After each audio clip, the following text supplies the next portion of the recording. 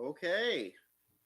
Good evening, ladies and gentlemen. This is Brock Beard from LASTCAR.info, and today we're going to be reviewing the action from the Phoenix weekend. We'll wait for a few more people to come in here as we're just getting started, but while everybody filters in, first of all, let me know if there's any issues with the audio here. We're just getting things set back up since our rather crazy Martinsville show a couple weeks ago.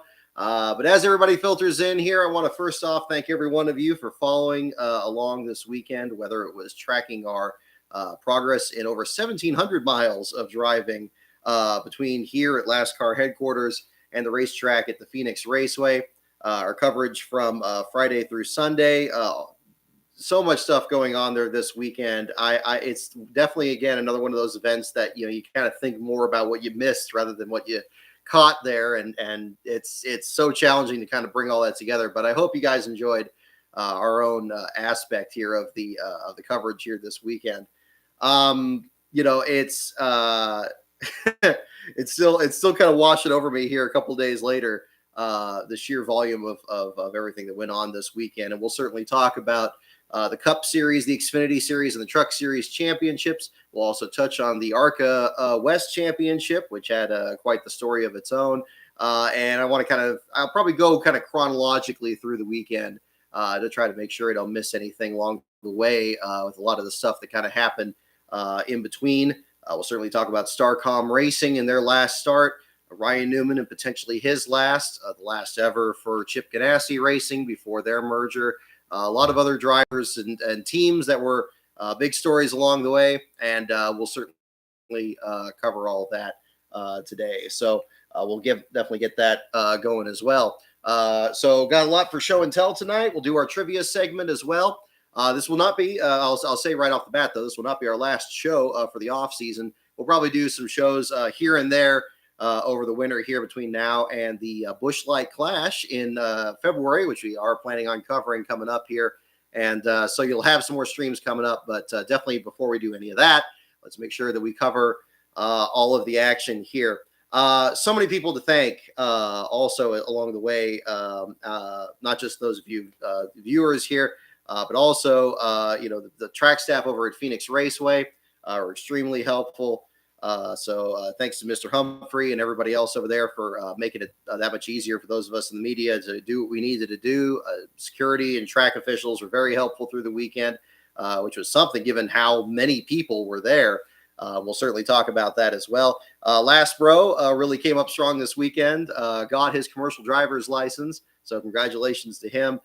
And flexed his muscle here this week as we traveled again 1,700 miles in just a couple of days and hustled over there. But we got there in plenty of time to do what we needed to do. So big thanks to him for being the co-driver this week and making sure that we were able to get the coverage that we needed to get. So we'll go ahead and jump right into this right from the start here. So I was at work first part of Thursday. And we headed out about noon to get the rental car and started driving on down south. We tried a different route than we had tried back at Las Vegas and the other trips. Took Highway 99 down from the Sacramento area instead of Interstate 5. That was a mistake. It ended up taking quite a while before we got down to Needles, California for the first night down in the desert. But after that, it was a pretty leisurely drive in comparison through their beautiful country down there. I mean, very desolate, of course, but we had kind of an interesting back road route through a lot of these sections. A little bit nervous, though. There were a couple of gas stations that were not functioning, and we were getting down to about the last 90 miles of the tank. But luckily, we had one, and there was a little spot along the way before we got back onto Highway 10 and heading back towards the racetrack. We got to the track. The map turned us the wrong direction, and we got there about 11:30 on Friday morning. So after Truck Series opening practice. And got turned around back there, had to get the credentials back at the office. Then the credentials were back over in the meeting, but not a big problem there. We got turned around there pretty quickly and got back over to there. We're able to park and get back into the track. Now, one thing, first of all, that came up, of course, is the sponsorship of Norm Benning this weekend, which is a big story. Well, I wouldn't say a big story, but certainly for me it was. So I want to also, another person to thank again, or a company rather, is Jukebox stickers, jukebox.com. They did a fantastic job getting these out. His deal with Norm came together pretty much around the time we did the Halloween show here. That night, I was contacted by a member of the team, said that they had an opening on the B post to sponsor the Nice Motorsports truck that Norm was going to be running over the weekend.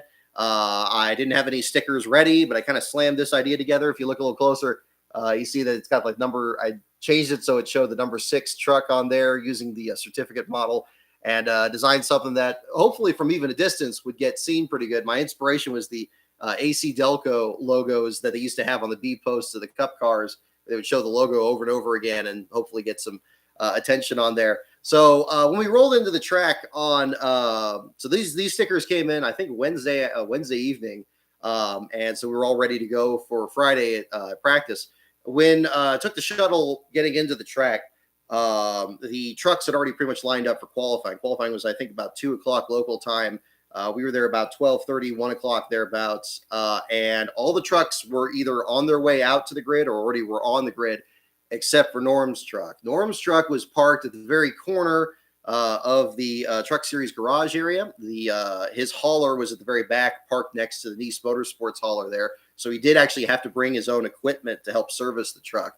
We got some pictures of both those there, but his truck was parked more towards like the very exit of it, and everybody there, it was all hands on deck. They had a group of, I think, about 5 or 6 guys, including, I believe, Charlie Langerstein, I believe is pronunciation. I apologize, Charlie, I forgot your name mispronounced there, but the gentleman over at Starcom Racing, as a matter of fact, was very much helping Norm Benning's team there. And they were all just doing this and doing that. And I felt kind of bad just jumping in the middle of this and saying, hey, can you get the sticker on there?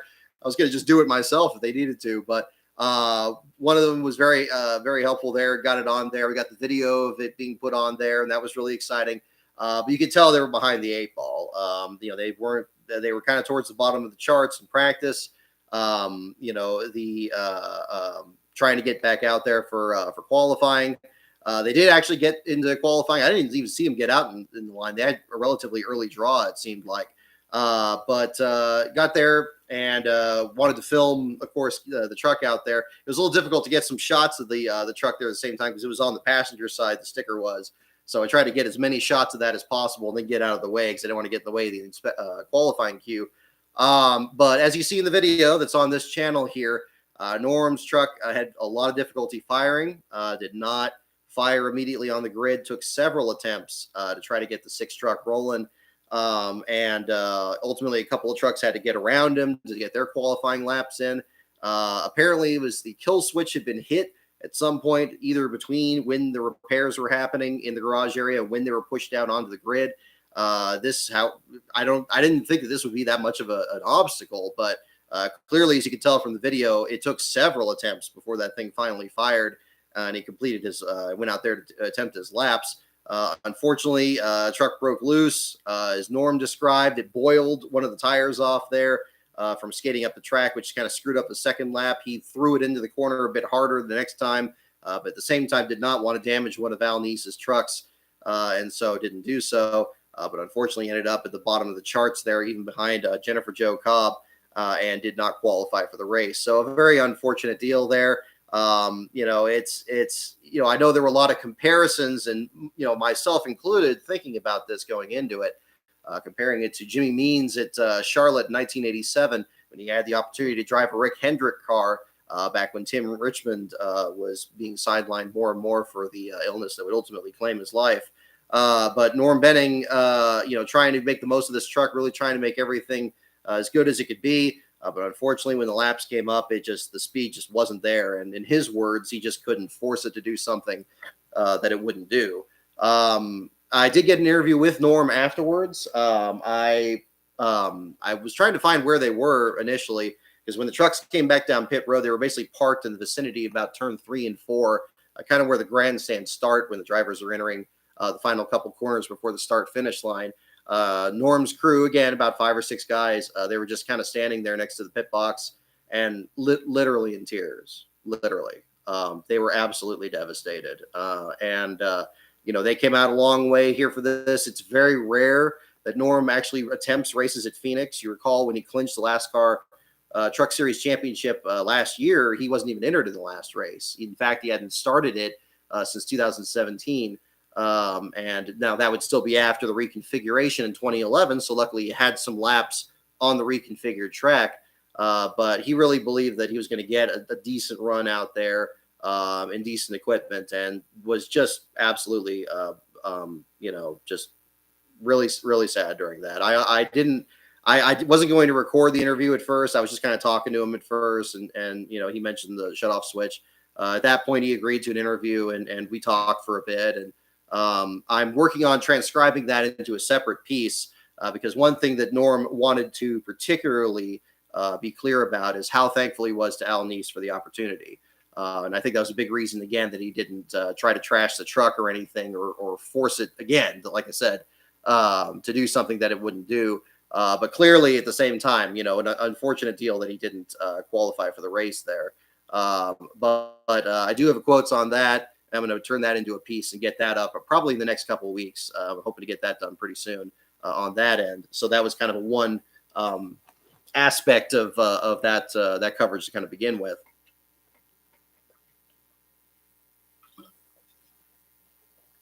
So Truck Series qualifying was a bit interesting at the same time there too. I mean, again, unfortunate for Norm and the other teams that didn't qualify.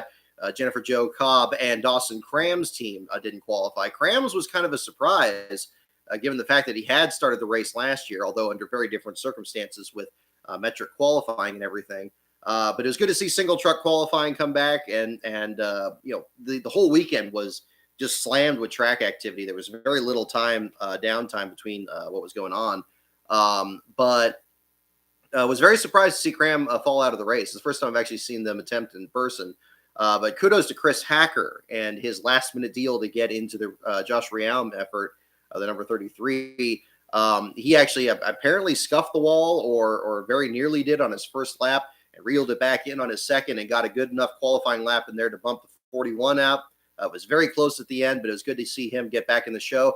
And during the same weekend, I was also able to follow up with him back at Las Vegas. You'll recall he had a last place finish driving for Al Neese that after an early wreck, and he was not available for comment. He didn't refuse an interview. I had to make this very clear during the Vegas weekend. I actually spoke with the team's PR representative as well, who was appreciative that I clarified that during the weekend. Yeah, great kid. Chris Hacker's a good kid. I was very appreciative of how candid he was about his efforts getting into racing. And he was actually born with nerve damage in one of his arms, and that he had to actually work with, to get into racing. It's almost unimaginable that somebody would be able to overcome that kind of condition to get into racing. There was actually a point where some of the early cars he raced, there had to be an extra servo put into the steering column to actually improve the steering output, so that a small amount of steering would result in a larger output there to actually improve it. And he's been doing a tremendous amount of physical therapy and training since then. He's still a very young man. But that certainly paid off here in this one, when he had to absolutely literally go or go home with this last minute deal and qualify the truck there. So I was able to speak to him after the Truck Series race that night. That will be the subject of another article that is in the works. So those quotes, both with Norm and Chris Hacker, something to look forward to on the LASTCAR.info site. Not posted yet at the moment, but that's something that's going to be worked on there certainly as well. Going into the Truck Series race, the championship race, first thing that immediately comes to mind from that, just heartbroken for Zane Smith. He had his absolute game face on. You recall that one picture I tweeted of the trucks lined up for pre-race ceremonies. Most of them were empty. He was one of the first ones sitting in there just ready to go. Getting ready to do the best he could. Came within just a few laps of locking up the championship, even when they weren't actually competing for the win, with Chandler Smith cruising to the victory there at the final laps. But Ben Rhodes, in his very famous now post-race interview, and I was there to watch that as well. That was certainly very entertaining in person. But for Zane Smith, I just, after all of the roller coaster of emotions of punching his ticket the last second with that charge to the field at Martinsville, unfortunate, incident, the fact that race was so physical and you had so many accidents in it, But at the same time, him having to fight his way in there after having the season that he's had, knowing that he doesn't really have a deal worked out for next season, and knowing that, yeah, I mean, if you have a championship here, this could very easily be something that could make that situation a lot easier, and came very close to accomplishing that. But I think he's got nothing to hang his head about. I think he put on a great show out there, doing the best he could under very difficult circumstances. But Ben Rhodes and that ThorSport team, they just got this figured out where they don't necessarily need to win to be in contention. And Ben Rhodes, in that very same sense, getting those first 2 wins this year and putting himself in a position where he not only knows he's in the playoffs, but knows he's going to have a good seat in the playoffs with at least 2 victories. Really kind of working that strategy out there and pulling off the victory. So certainly nothing against Ben Rhodes at all. I mean, again, congratulations to him on just tremendous consistency. No DNFs at all for Ben Rhodes this year. Wasn't anywhere near the LASTCAR Truck Series championship or anything, and completed just a preposterous number of laps, it looked like, from the results.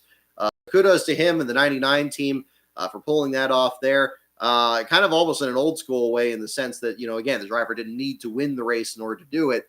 But it certainly turned out in this case that none of the other competitors could get up there and battle for the lead in that one. During this truck race, of course, I gave out the first of the certificates for the weekend. This was to Jack Wood after Lawless Allen was wrecked very early on. This was the first of many incidents that seemed to happen in turns 3 and 4. It seemed like that was the craziest part of the track for most accidents. There were some on other parts, but it seemed like that whole complex in turns 3 and 4 was certainly decisive in pretty much all 3 of the LASTCAR battles there this weekend, at least among the top 3 series. But definitely having a situation there where Lawless Allen had a very bizarre incident there. In my interview with him, he was still trying to figure out what happened. Said something broke in the rear end of the truck and immediately spun him out. My brother, when he was watching it from the stands there, it looked the same way to him. It looked like something out of a video game where the AI just spins out randomly for no reason. Not like a spin gate thing, but just almost like something grabbed the truck and just pulled it into the wall. The tires were all up on the number 45 when it was towed to the garage area. But there was, of course, too much serious damage there for him to be eliminated, for him to be able to continue on in the race there. Most of that Truck Series race, I ended up kind of getting down a little bit of a rabbit hole there, writing his profile. So that was very interesting. I didn't really do any research on the autoparkit.com website that his family's involved in, but this idea of like automated parking garages that almost seem like Matchbox sets or something, where you got like movable plates and stuff. That I just thought that was fascinating. So I kind of went into that a bit more in the article and kind of completing his profile. Whenever I have a driver that finishes last for the first time in any of the series, I try to get a lot more of that extra context in there because again, I think it's just interesting, and sometimes it informs a bit more about the driver's background, including, of course, his name, of course, the fact that I believe it was his grandmother's maiden name, if I remember correctly. It was either her maiden name or her first name, but definitely keeping that in the family there, making it very distinctive there. But unfortunately, a short night for him. But fortunately, unlike Zane Smith's situation there, Lawless is now looking for a full-time effort next year with Nice. There was I think Dean Thompson has got a full-time effort as a teammate as well. So the Nice effort really looking to bring as many of these youngsters in there. There's a lot of young talent in the Truck Series that I think is going to make it really interesting coming up. I think it was actually a factor in why the LASTCAR Truck Series Championship was as wide open as it was. There was a lot of parity, even at the back of the field. You would have drivers that had very limited schedules or would very rarely have a really bad run there. Maybe they would run mid-pack in the other starts. Lawless Allen is certainly one of those examples there from this season. That ended up being, of course, his first last place run of the year because Jack Wood, your leader in the LASTCAR standings, had only 2 last place finishes this year and just barely did so at Talladega. Otherwise, it would have been Jennifer Jo Cobb, Norm Benning battle for the lead. And with both of them not qualifying for the race, it would have been basically either would have, I think at that point, it would have been Cobb at that point. But that's assuming a lot of things would have happened differently with Wood. But that's kind of the situation that happened at that end there. But Jack Wood, this began the first of 3 very different reactions in receiving these LASTCAR certificates, and I'll talk more about these here as well tonight. I did print out these on, I believe it was Tuesday or Wednesday night. I got those laminated at home. I had a laminator that I got for my birthday, so I was working on that. I was glad I laminated them because carrying them around, I didn't want the ink to smudge and all that, so that worked out pretty well. But anyway, but with Wood, he was very cool about it. I never spoke to him before, never interviewed him before, but he actually laughed. He was, I gave it to him, and he got a real kick out of it. Never heard of the site or anything like that. But I told him about it. It's like, yeah, it's like, look, you're the only guy all year, got 2 last place finishes, and I kind of integrated it into my interview with him. I kind of asked him more about the race and what had happened during it, and those quotes, of course, are in the article. So that's how I was able to kind of bounce that. I kind of started with that interview and then gave him the certificate at the end, and that was cool. But he was really cool about it. So Jack Wood, decent guy. Hopefully get some more fans and more people know about him. Also, the Quick Quack Car Wash company that sponsored him. That's a great company that he worked with too. Hopefully they'll get more exposure next year as well, because that's a great business out here and out here on the West Coast, and they do a good job with what they do as well. So that was kind of the first night on that. I'm trying to remember anything else from that one. I mean, well, okay, we got to talk about Ben Rhodes and the championship celebration. So by the time the race wrapped up, I actually stood off of turn 2, and I was near Ben Rhodes' pit stall, so I could see the celebrations from there. And I kind of decamped back to the garage area. That's when I gave Wood his certificate after the race, and kind of floated around there, kind of checked with a couple of teams, talked with Tyler Hill. As a matter of fact, Tyler said that he actually had spoken with Chris Wright after the accident back at Las Vegas in September, our most recent coverage before this. And Wright had apologized for the incident there at Vegas. Unfortunately, it did trash, the only 1.5 mile truck that the Hill Motorsports team had left. But as they tweeted themselves earlier today, they're already working on, of course, next season. Yeah, there was a lot of positive things that the Hill Motorsports team could look at this year, not the least of which, of course, being Tyler Hill himself nearly pulling off the victory at Talladega. But they were loading up there and getting ready to go. So I talked with him for a little bit. Basically, by then I got back to the media center, and Ben Rhodes had just walked in with the flag over his shoulders and Bud Light in his hand, and proceeded to give probably the most entertaining. It seemed like the most entertaining post-race interview for most people in the group. I don't know how common it is. I think more of Brad Keselowski's interview in 2012 when he clinched the championship and had that big beer glass, which he did, in fact, bring back to the track this weekend for his last race with Penske. That was certainly very entertaining. If you haven't seen the clip, definitely recommend checking it out. I didn't have any questions for him, but I thought of asking something just because I was curious what I wanted to see what he'd say to me. I mean, I don't know. He did this whole thing where he was like, he forgot Bob Pockrass's name and all that. And somebody came up and took the beer away and put a bottle of water there. The person next to me is like, hey, you don't want to drink water. That's the worst thing. Get sicker. It's like, well, hey, look, I think we're well past that problem at this point. So, but really entertaining. I don't know much about Ben Rhodes. I'd never interviewed him before. Not much more than what I see in the broadcast, and of course, his strong start this season that ultimately paved his way to the championship. But it's certainly all the memes were being generated very quickly there, and everybody having a good time with that. So that was cool. So that was interesting. And worked on that. Checked back into the hotel that night. There, kind of got set up, and I think that was most for Friday. For Saturday, we drove by when we exited the track. We saw they had all the tents there, like the gypsy tents, the unofficial tents outside the track. So that was interesting. So we decided to swing by there on the way into the track on Saturday. I have that for our show and tell segment here. I have a bag right here of a few things that I found. So we'll go through that during our show and tell segment when we get ready for the trivia part. So stay tuned for that. And you will find out what is in this bag here as well.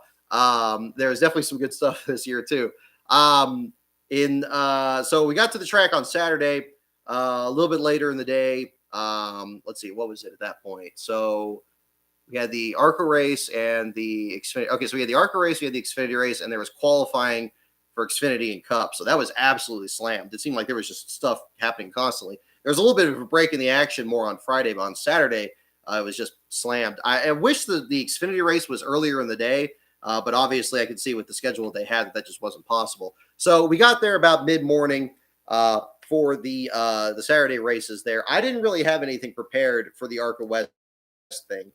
Kudos to Ben Schneider for writing his piece on it here for LASTCAR.info. He broke down the championship scenarios and a lot of the figures involved. So I deferred to him on that. But I was certainly going to be interested in following the last place battle because, of course, we've done the West Series race at Sears Point and also the one at the Las Vegas Bull Ring earlier this year as well. So this is actually the most West races that actually covered this one season in one way or another. So that was certainly interesting. At the beginning of that race, a couple of cars that were stalling on pit road, the 77 car that Dave Smith ran earlier this year at Sears Point, had some mechanical issues on pit road, needed to be pushed after the command to start engines. But then one big figure that was standing out in this was the 31 car. Paul Pedroncelli, I believe is the pronunciation of his name. Father of PJ there, of course, won his first win here a few weeks ago. Has been a staple in the LASTCAR battles this season. He was last at the Las Vegas Bull Ring and towards the back of the order at the Sears Point race, if I remember correctly. But I got to actually see him actually pull behind the wall. I was again off of turn 2, which actually, I mean, it's actually a pretty good view of seeing like people kind of slide off the corner there and then funnel down. It ended up being the same spot that I stood for the Xfinity Series race. But during the early laps of it, he kind of dropped further and further back in the lineup. And then I think it was about 2 or 3 laps into the race, pulled behind the wall. I followed him back over there. And what I thought was kind of interesting is he actually literally, I mean, this was probably, I don't like to actually conclude if something is a start and park or not. I try to give people the benefit of the doubt, one way or the other. But this was very clearly a start and park because, he pulled behind the wall. The car seemed fine. He had literally parked it behind a passenger car that was next to the haulers in the ARCA garage. The ARCA garage was what the truck garage had, or I guess no, it wasn't the truck garage. It was right next to it there. Well, no, it was the truck garage because the trucks had left the night before. So it was in the same area about where Norm Benning had parked during the Friday race there. So I came back over there and I actually managed to catch him. He was hustling out of the car. This guy, Paul, is like really tall guy. Kind of reminds me of like Wayne Peterson kind of driver. Really, really tall guy in a gray uniform. He got out of the car and he, of course, was heading to pit road. And his son at that point, the 33 car, had actually spun out at that point. So I'm sure he was looking to catch up with it. But I was looking to get a quote as to what actually happened with the car, just to see what he would actually say. I asked him. It kind of seemed to catch him a little bit off guard. But then he did this. He said, like, oh, it's like I had a vibration. He kind of did this with his hands to show it had like a vibration in the car and he had to pull it in. I was trying to say, I said, like, well, look, is there anything else happening or was it like just trying to help the teammate? Didn't really get an answer from that. But he says, oh, no, I got to get going over to pit road. And so he kind of went out that direction. Yeah, so that was a very early one there. I definitely got a lot more pictures of the car. He's back over at the Las Vegas Bull Ring and also at Sonoma. I don't think I got any pictures at either of those races. So I really took my time getting some more pictures of it there in the garage area. So anybody that's trying to design any models of it or anything like that, you now have your reference pictures certainly for that. Another thing too with the Norm Benning deal, I tried to really get as many pictures of the logo as possible. I should have taken a selfie in front of it. The crew had taken a picture with me, which I should have just done it myself. I don't know why I asked them to do it, but I had taken some pictures of that. I got posted most of them there, but I got some other angles of it there too. So any of you guys that are model builders out there or interested in that, I'm thinking about commissioning something with the logo. It'd be cool to see if it could happen or something like that. But that's kind of been in the back of my mind. I don't know if I'm going to do another sponsorship like that or not. They gave me a very good deal on that, and I'm not sure if that's going to be possible again. But if it is, I'm not ruling it out. Never say never. And I do have more. I know we're kind of going back and forth here, but I do have more of these stickers here. I am selling them for $6 a piece, which includes shipping there. What I might do to make it easier to sell them is put them on eBay and just have that list as like a buy it now price. I think that would be easier because I'm going to do something very similar to that with the certificates here that weren't handed out. So that'll be kind of a part of that too. But we'll have more information on that as we go along. So let's see. So we had the ARCA West race. So I saw the opening laps. I followed the 31 car into the garage area, kind of caught up with them. And basically from there, I just got out of the sun for a bit, and I was eating in the media center, and I kind of watched the finish of the race from there. Obviously, at that point, this ended up being a much more dramatic finish than I think most people anticipated. Obviously, it already had so many drivers that were well within striking distance, but those gaps seemed to just narrow and narrow to the point where it was just like 1 or 2 points among those lead drivers there. Then you had the situation where the 18 crossed the finish line and the checkered flag comes out. One of the Sunrise Fords backs off, and the Napa car goes right by. The cameras are showing the 9 car there, and they're saying like, okay, well, it looks like he's got the championship, he's locked up, but nobody's walking up to the car. Instead, they walk out to the 16. Seemed like the radio reporters were even confused about it at first, but they had a very helpful graphic on the actual live feed to show that it had been 1 point past. It ended up being tied, and the tiebreaker went to the 16. So kudos to the folks there at the Bill McAnally shop there, and Mr. Love and all the others there at the team there. So just a dramatic, crazy result to that race there, and certainly interesting to see. Basically, after that race had finished, I went straight over to the ARCA garage because I wanted to see if I could actually find out what happened with the second driver, the Sunrise Ford entrant. I know I'm not using a lot of names here, but I just don't follow the series as closely. But of course, I went over there as quickly as I could to see if I can get a quote from him. At that point, the TV reporters were already talking with a driver that just narrowly lost the championship there. And most drivers were standing by their cars except for the 9. I couldn't find him at all. So I didn't get a quote from him on that.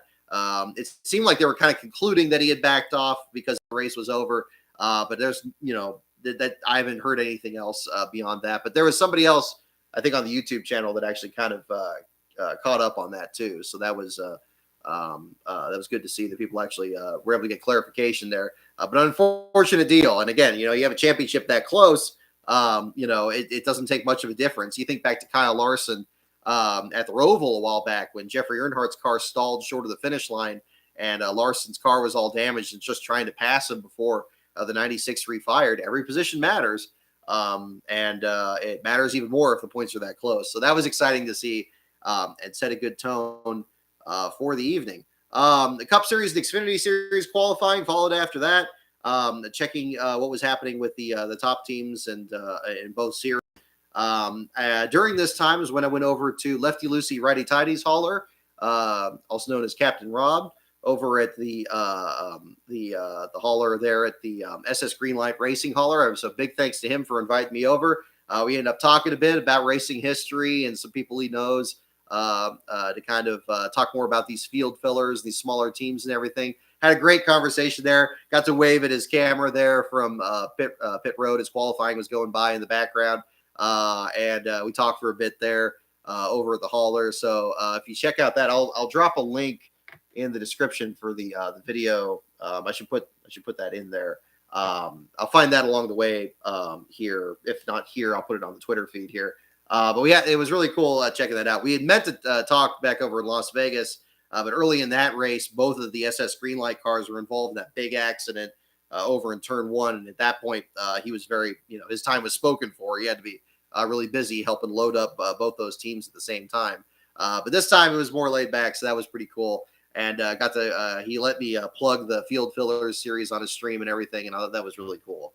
So we had a great conversation there, and that kind of followed through with the Xfinity Series qualifying. After qualifying there were multiple teams. Again, of course, the small teams eliminated from the field mostly. One of them being, of course, Ryan Ellis, who was swapped into Mike Harmon's number 74 at the last minute. Gray Galding was going to be one of the LASTCAR Xfinity Series competitors, but didn't have an entry in Phoenix. With Ellis being swapped in, a deal came together about Tuesday or Wednesday during the week, about the same time that I was hitting posts on my entry list storylines for the week there. But we got that up and got that all set up. But it was cool catching up with Ellis again because it's been a little while since I've seen him face to face there. At least behind the wheel, I've seen him more with his work with other teams like Go Fast Racing and stuff a few years ago. But unfortunately, 74 car just couldn't quite get it into the show. Had some struggles with speed. That team has just been struggling with anybody driving it this entire year. But unfortunately, this was the same case there.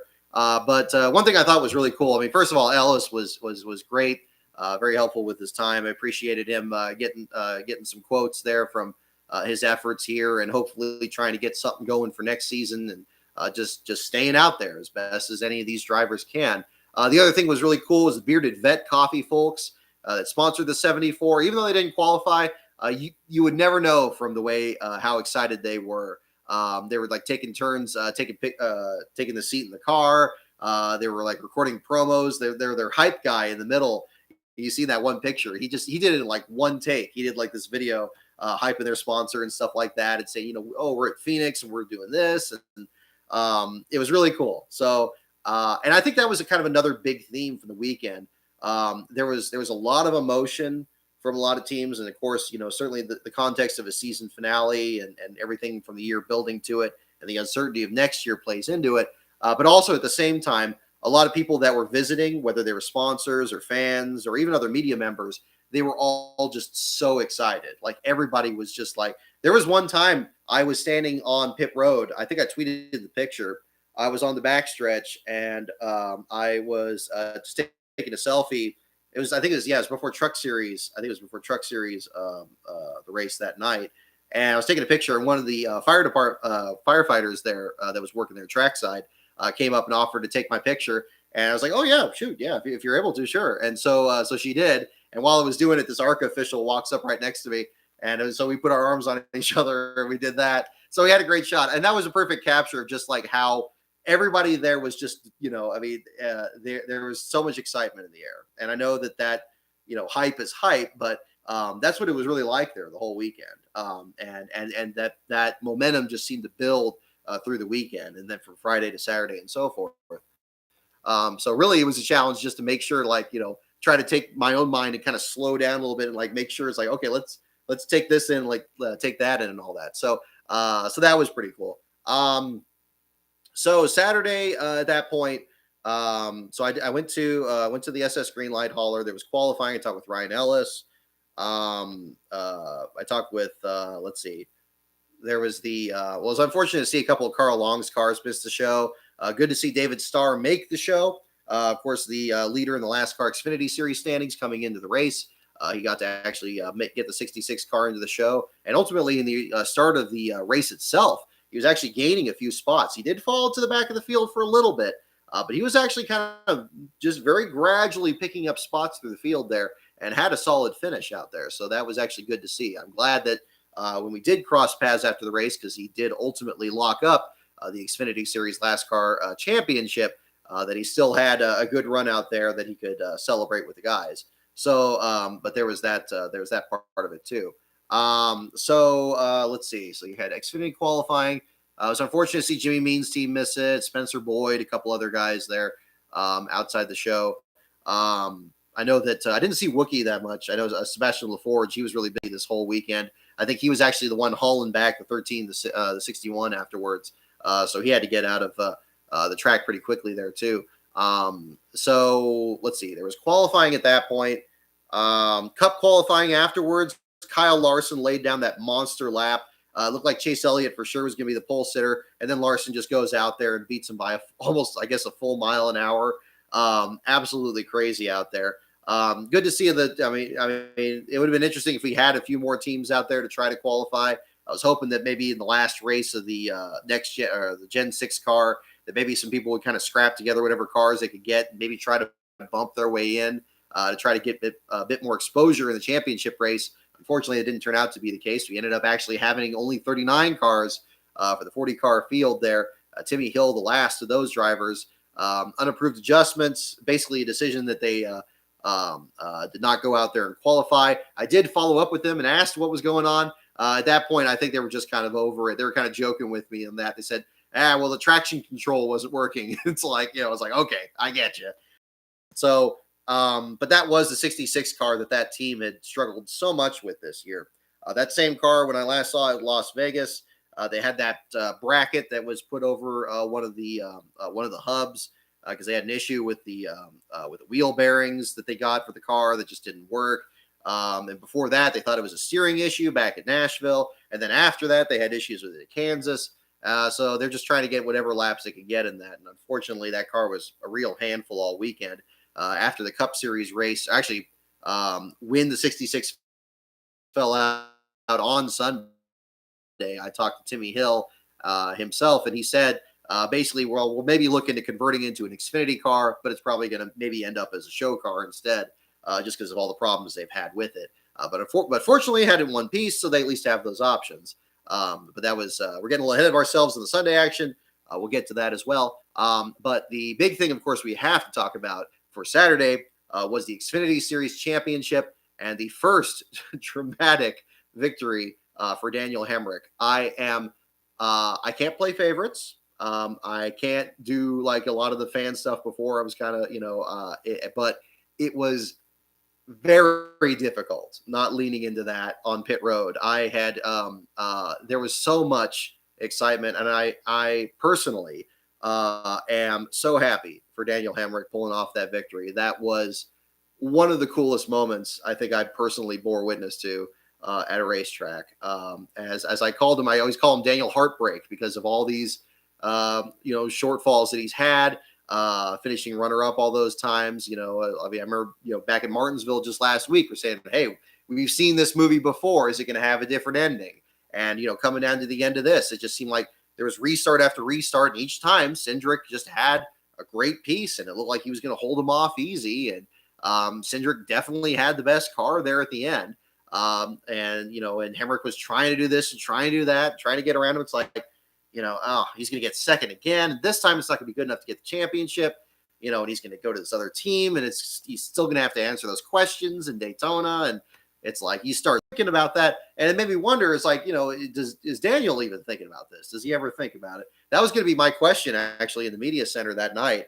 I think Pockrass kind of came close to asking it in that, but unfortunately I wasn't called on there that night, but that would have been my question at that point, because it seemed like Hemrick always keeps a pretty positive mental attitude. That he's able to duck any that punch from Noah Gragson after that tangle earlier this year too. So there's a lot more to him than lets on. But that aside, after, well, okay, I guess I'm getting, well, I'll backtrack to the LASTCAR battle. I mean, I've already talked about Hemrick. We'll start with that. So after the last place battle, and we'll talk more about that next, because that was big in its own right. So I get back out. I think it was like 30 to go. I was working on getting a head start on the article, and then I went back out there to see the action. I went down to the pit stall that was right next to Daniel Hemrick's, and there was an open space between Hemrick's to the right and Jade Buford's to the left. And Hemrick's stall was the last stall before he got to the finish line. And I was thinking, well, if I was going to write something, I was going to make something poetic about like, this is the pit stall, and they're like so close to victory lane. They're so close to reaching the finish line, but they just can't get there. And I was kind of having that in the back of my head. And I was just like, trying to kind of figure something out with that. And there was so much media there. There were all these people in this stall, and all these photographers lined up against the pit fence. And I'm sure it was the same in all the championship guys. It seemed like, that through all the weekend. But there was at one point, I think it was, I'm trying to remember which MRN reporter it was. Was it Brad Gilley, or I'm trying to remember his name, but I've seen him a ton of times, but definitely mention in the chat if this sounds familiar.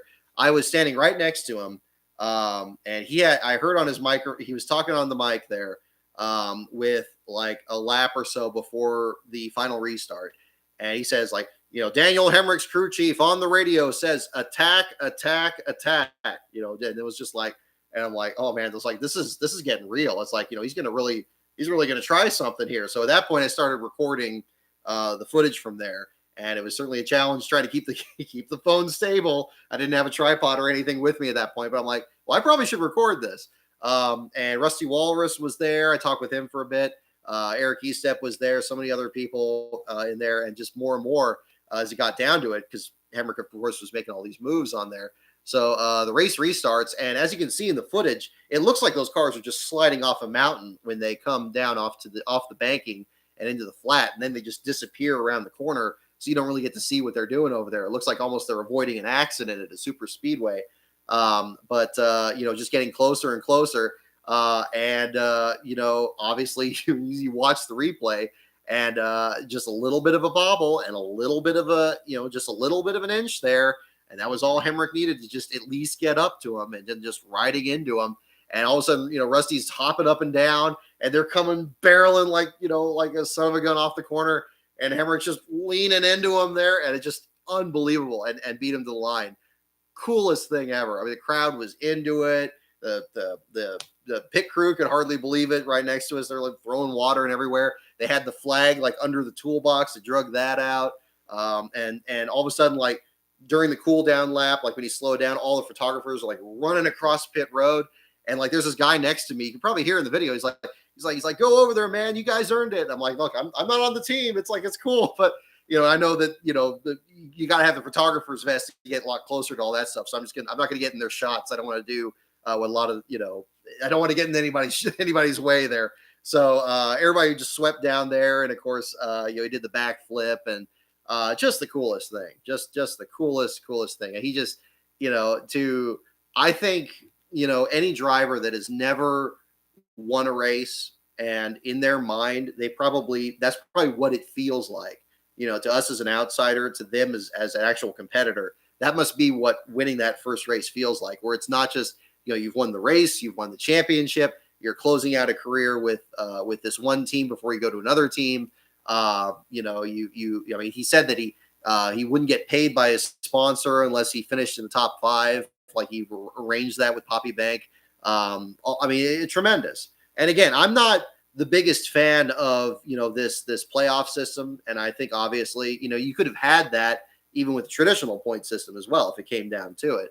But, you know, obviously a best case scenario under the circumstances with the point system, that you had two guys that were so equally matched, and it took just one little slip for it to be the absolute difference. And of course, if somebody's going to give you that little bit of an inch, you have to take it. That ended up being decisive in really, you know, all 3 of these races this weekend, one way or the other. Even if it was just Ben Rhodes reeling in Zane Smith, or the pit stop, of course, with Kyle Larson on Sunday.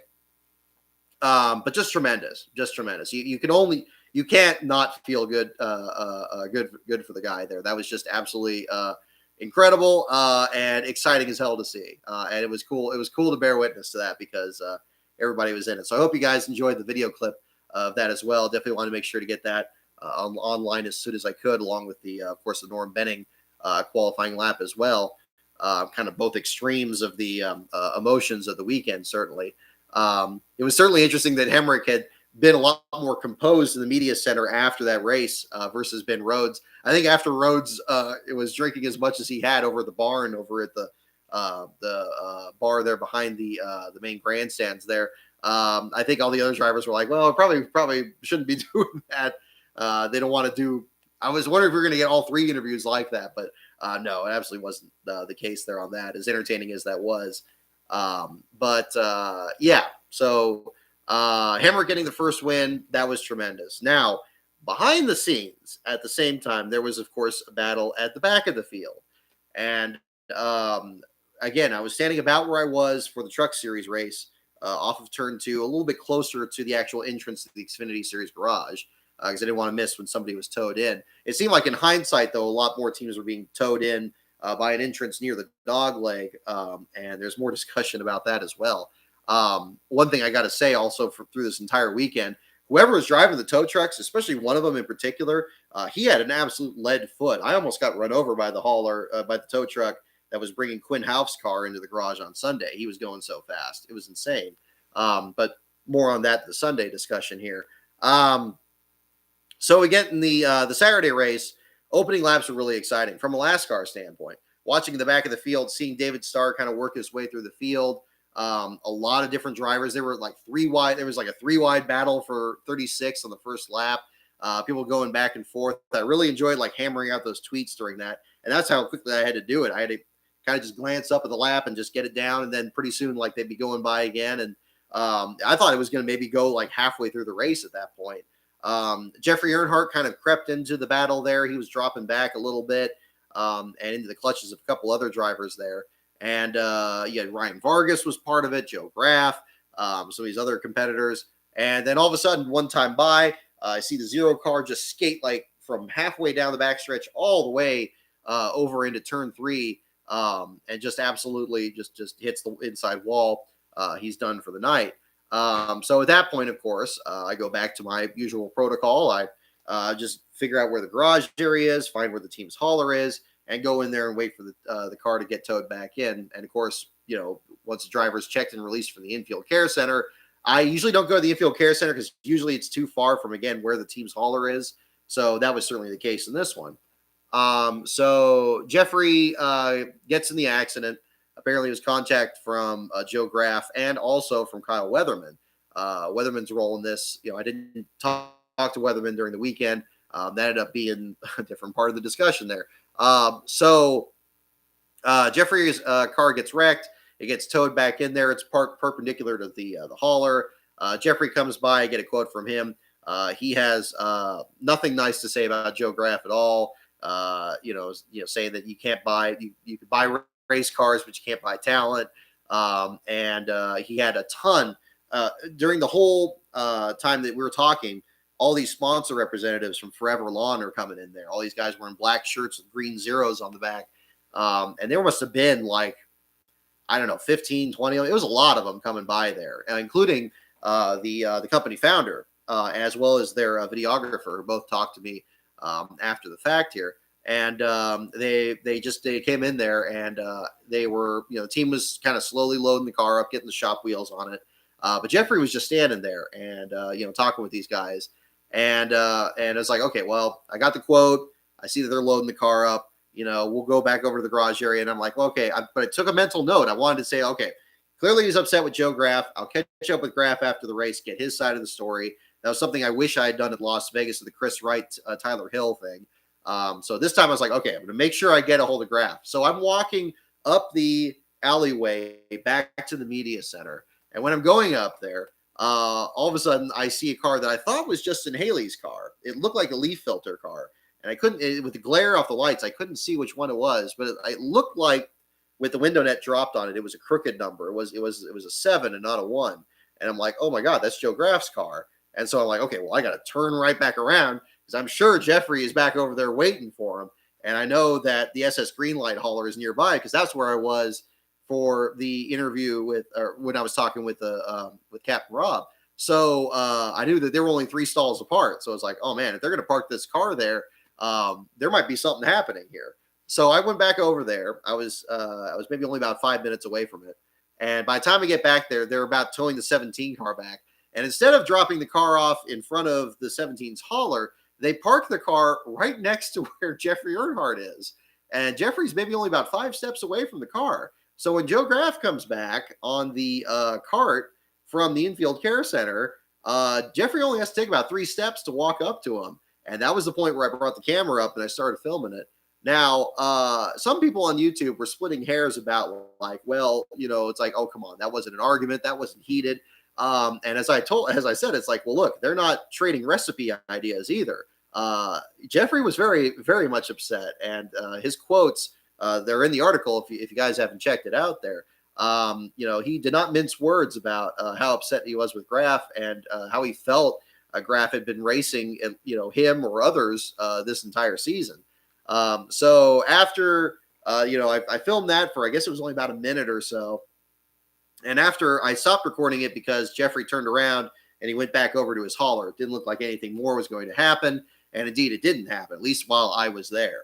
So Graf puts his helmet back on the car. I walk around the back of it, and then I talk to him. That's when I got Graf's quote, and he said, "It's like, well, look, he was bringing up Kyle Weatherman into the incident and saying, like, well, look, something else happened. We just had a bit of contact, and I don't know why Jeffrey's upset." And so, I just kind of left it at that. Then I went over to Jeffrey again, and I told him what Graf told me and got his side of it again. And then he says, look, the guy doesn't even know he wrecked me. So we got kind of, the back and forth there. So that was interesting. I guess it would have been interesting to get Kyle Weatherman's view of it too. But I didn't get him at that one, but we at least got the back and forth between the two main principles in this. Because it seemed like the central debate was more about like Graf's own racing this year. And it was also a way to follow up on it because Graf had been in the last place finisher in the Las Vegas race, and I hadn't been able to interview him in that race there. So it was a good follow up for that. Yeah, a little bit heated there. Nothing came to blows. Nobody was like, there was nobody grabbing at shirts or anything like that. I stayed there for a couple minutes after that. At that point, Jeffrey was, with his family and friends and everybody like that, standing over by the hauler. And Graf Graf was still by the car at the same time. So yeah, if anything else happened, I didn't see it there.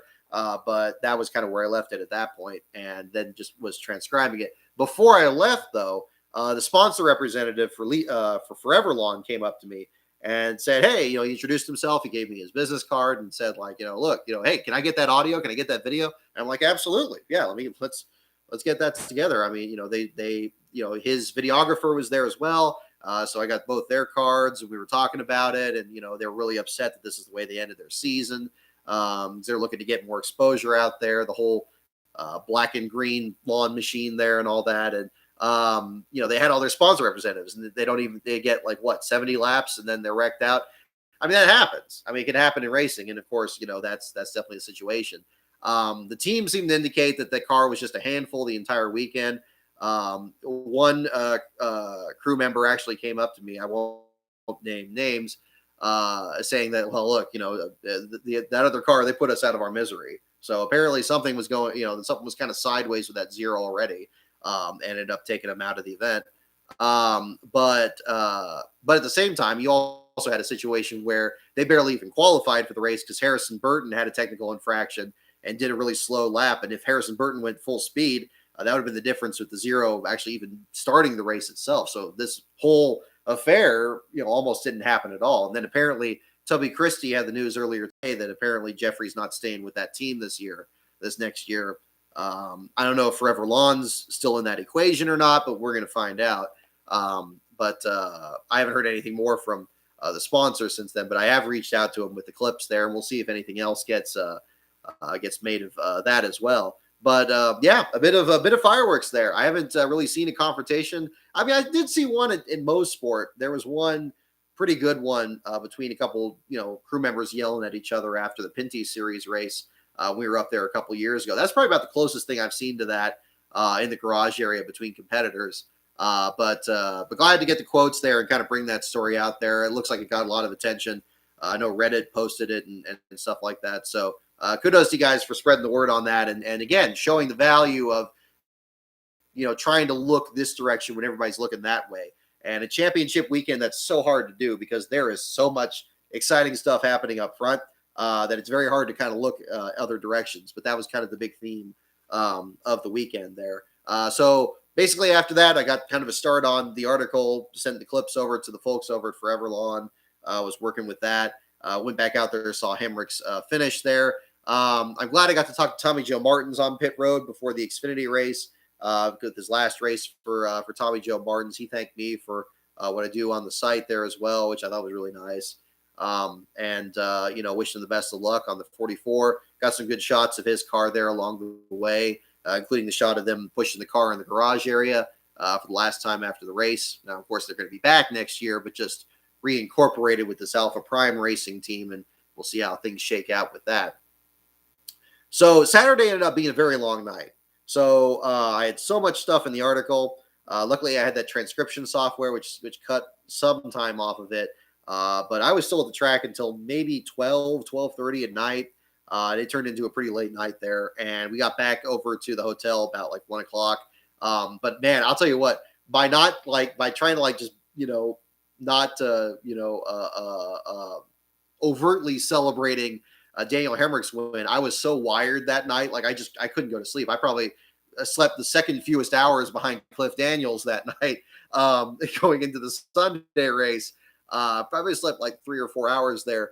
But of course, the excitement of what was going on Sunday was more than enough to cover that as well. So we did that, and so there was that too. So that turned into a pretty crazy night. That was definitely something new on that end.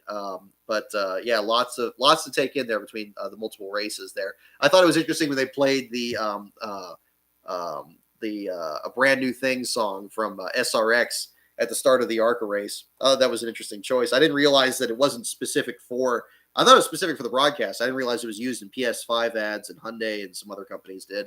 But I thought that was kind of funny, especially in a NASCAR owned track, that they would use an SRX affiliated song, even though it's not literally their song. But I thought that was kind of funny. So that was kind of that was that detail too. Um, yeah. So gosh. So yeah, we got back to the hotel real late. So at this point, it's like, yeah, it's. I mean, we got back at like 1 o'clock.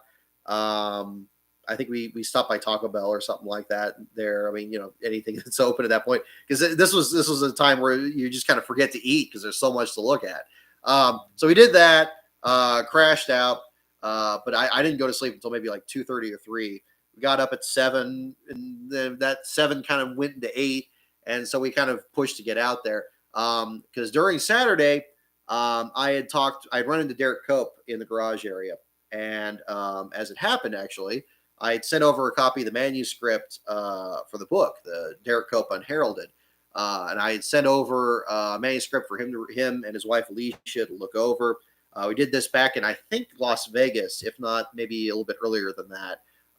So they didn't have a chance to really read all of it, but they had some notes they wanted to go over with me on that. And I thought that was really cool. They were thinking about that because, like, I felt bad about really taking any of their time because this is their last race with their team.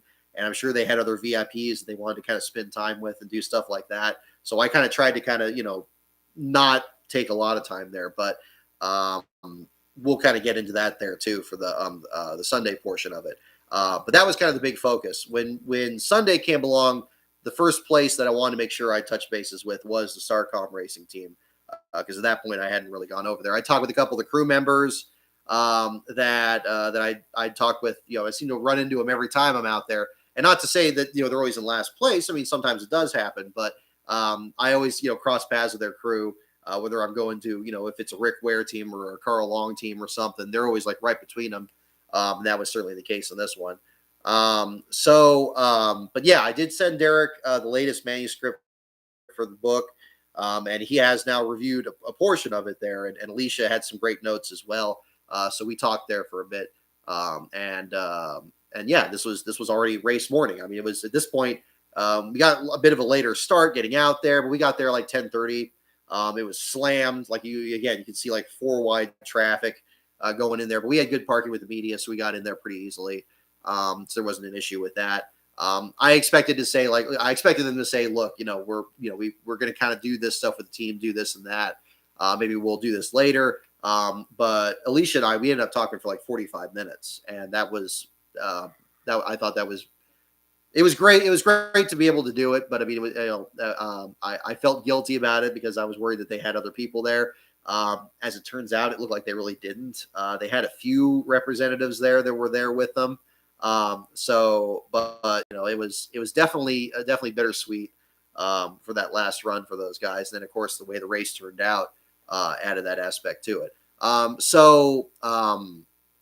This is kind of where there's some of this is going to end up more in the book, but some of this I kind of want to definitely address at the same time too. So the Starcom team, of course, they've had all kinds of struggles trying to get their feet under here. Michael and Matthew Kohler and the folks there at Starcom Fiber were really passionate about getting this team going. Longtime Derek Cope supporters, as a matter of fact, and trying to get this program going. Different drivers through there. I know people have opinions about Quentin Houff being on the team and everything like that. But in talking with Alicia, one thing that definitely came up is just the fact that they lost their charter. They were very upset with NASCAR, very upset.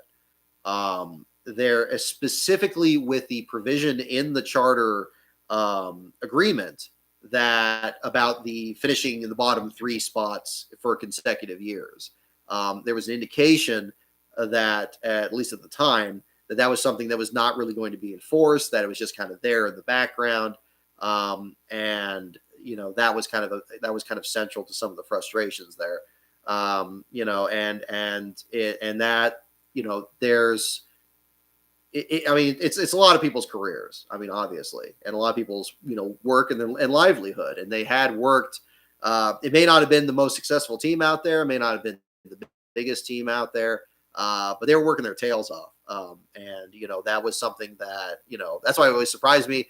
I mean, not just that Phoenix weekend, but these other weekends where we talked about the book and stuff like that. I mean, it's just like, they're getting pulled this direction and that direction. And I got to be like, okay, look, I'm going to let you do this and do that. So they're very hands-on people with that team. So, but, I mean, it was, there's a lot going on behind the scenes there. And this may be something that I'm going to add into the book and kind of elaborate more on it. I'm still trying to figure out how to handle that aspect of it there. Because originally, the original manuscript I sent to Derek kind of finishes with the 500 this year, ironically with his last place finish, but I kind of had another way I was working with that. But obviously with this news that came up very late, actually, at the time when we headed out to the track, my thought was still that they were going to scale back to a part-time season and run, just a few races. And actually, in fact, when I talked with Alicia, that was one thing they were looking at. They're going to run just the super speedways and the road courses. And then maybe, further down the line, something kind of works out. But it just didn't pencil out. They had talked with with the folks at Starcom and the distribution with the open teams and all that. And it just doesn't work. And so that's just kind of the way it went. And there's a lot of, to say that there are hurt feelings over there in the 00 team would be an understatement. Very much so. And as much they did concede that the charter system did some good for them, certainly in terms of attracting sponsors. But in terms of being able to keep that charter, that's where it gets kind of iffy on that side there too.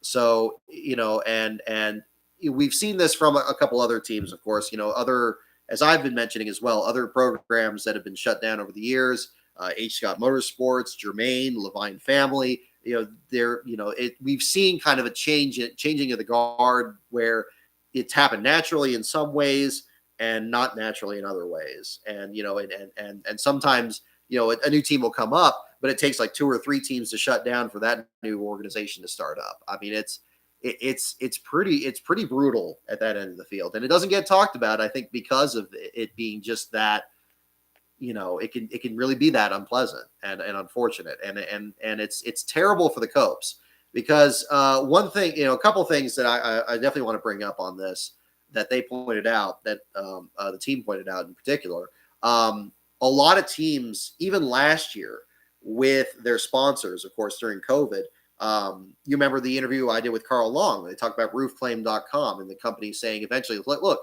I can't bring representatives out to the track to see the car. They're not showing my car on TV. Why the hell am I paying you guys? And then ultimately, the company fulfilled their contract. They completed the year they agreed to do, but that very fact was enough to keep them from re-signing. At Derek Cope's team, at Starcom Racing, you see they have all these different paint jobs and Ryan Daly doing those great paint schemes on them. Alicia herself was very, brought that up too, as another big asset of their team. That they always have like some of the best looking paint jobs out there. And I'd have to agree. But the other thing is they have all these different sponsors. They always seem to have a different look every week. And even last season, all those sponsors from 2020, none of them backed out. None of them scaled back. They all came back this year. Like they didn't lose a single one. And I thought that was really incredible. But this is something that'll come across. That it'll come across in the book as well, because that's not a new thing in the Copes in general. I mean, Derek is still very good friends with a lot of the sponsors that backed him in his Cup career. And Alicia, once she came on with the team as well, in recent years, they've been able to, both of them have done tremendous work to keep these other sponsors on board. And to the point where even when the pandemic hit, these companies, they didn't back out. Even when they couldn't bring fans to the track or bring supporters or anything like that, they always made sure that they got treated properly, and that's why they came back. The Amherst Honey Company, Alicia brought up, they usually sign up for the Phoenix races. Even if they're not able to get their logo on the car, the Copes say, hey, if they want hot passes, they get them because they know that they've helped them in the past, and they know that if they can scrape some money together, they can get their logo on the car too. That's how well that they've treated sponsors out there.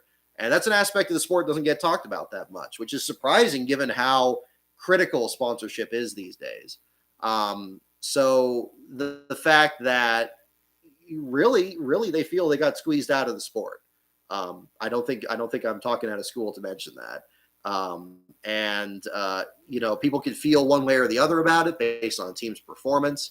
But they're not the first to be in that situation. And judging by kind of the way things are going, it worries me that they're not the last. There's some exciting new ownership coming in. I think there's worth being excited about. But I think, again, as I mentioned in the context of other things, what kind of future do you want in the sport, and what are you willing to give up to get there? Because believe it or not, it would be great if just a whole lot of new teams come in and very few shut down like it used to be. But the problem is now is a lot of these other teams are getting cycled out, and people can feel one way or the other because based on just their performances, and it's like, oh, is this really worth saving? But I can't overestimate how much the Copes put into that effort, and that was a big part of it. So during the Sunday race, I wanted to make sure to really chronicle as much as I could with the 00 team on that. And, they had Quinn back there signing all the hero cards to the fans and stuff. And so there was that. But, definitely some raw emotions back there for sure. But at the same time, though, and again, and this is the first time I've done like a season finale. So maybe this, you kind of see this kind of thing from one year to the next. Of course, there's always things where, drivers retire or team shut down or something. But of course, now having done, been working on this Cope book, of course, this was a big part of that too. And I'll have more information on, the Cope book's release further down the line. Obviously, with this new development of the team shutting down, it's not going to be released this year. I haven't set a new release date yet, but I want to make sure this is another chapter that needs to be in there. And certainly from the stuff observed this weekend here, I think it would be a disservice to leave that out. We're still working, and also actually one other thing, more on a positive note. Another thing I talked with Alicia about is there's other. I'm glad they got a chance to see the manuscript earlier this year because there's other information about Cope's latter career. Like this is Daytona 500 attempts, like kind of in the rise of the field fillers, a little bit of a crossover there. Like his runs in like 05, 06, 07, like that whole period. They have a lot of great notes and like information about like how those runs went. In my manuscript, it's very cursory. It's just like mostly statistics. But that's a part where we're really working on kind of tying that up there. So I'm hopeful that by the time this book's done, I think it's going to have some really interesting information and really kind of bring it up to the present day. But Phoenix 2021 is definitely going to be a chapter in that story because it is, and that's kind of where it's kind of similar to the JD book in some ways, different in the very important distinction, the fact that of course Derek and Alicia are still with us to share the stories, of course. That's it's another part of the story that's going to be in there. So we'll have some more information on that as we go along and get some more context to that as well.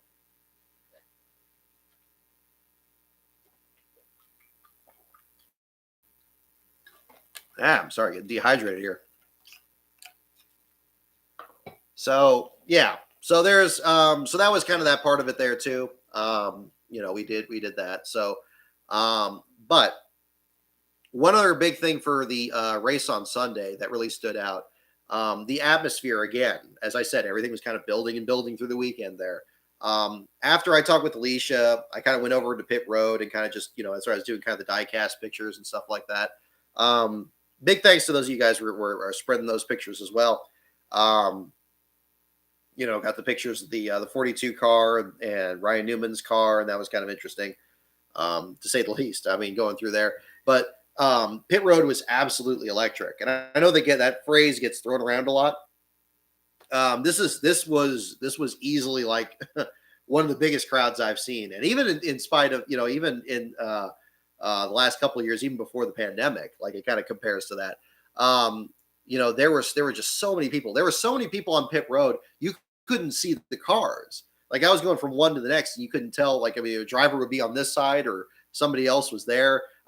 If you're, to those of you who were fans of the track, I know there were a couple of you guys that reached out and I was hoping to get over to the fan side of the the grandstands there. I never even got over to that side, so I apologize if any of you guys were looking to meet up there. I wasn't able to meet out there, but I can tell you that I'm still looking to do the Clash and Fontana and Sears Point next year. So there's going to be other opportunities in very short order here to cross paths there for sure. Plus, Hypocris and Gluck had their meet up there too. It looks like a lot of people showed up to that. So there was that going on there too. So it looks like there was a lot going on there. I did run into a few people along the way there, so that was good to see too. But I do apologize if there's any of you guys that we couldn't meet up there at that point. One of you actually met my brother in the stands. One of you guys actually reached out to me on Twitter that you were sitting next to him in the stands, and it's like, "Hey, are you Last Bro?" And it's like, "Yeah." So that was kind of funny. So we had that, and that was pretty cool. But going back to pit road, just massive. I mean, it wasn't just the top four. Every car had like maybe 20 or 25 people there. And to NASCAR's credit, they just let as many people on there as possible. And it was great. Just seeing all the people taking pictures of the cars and everything.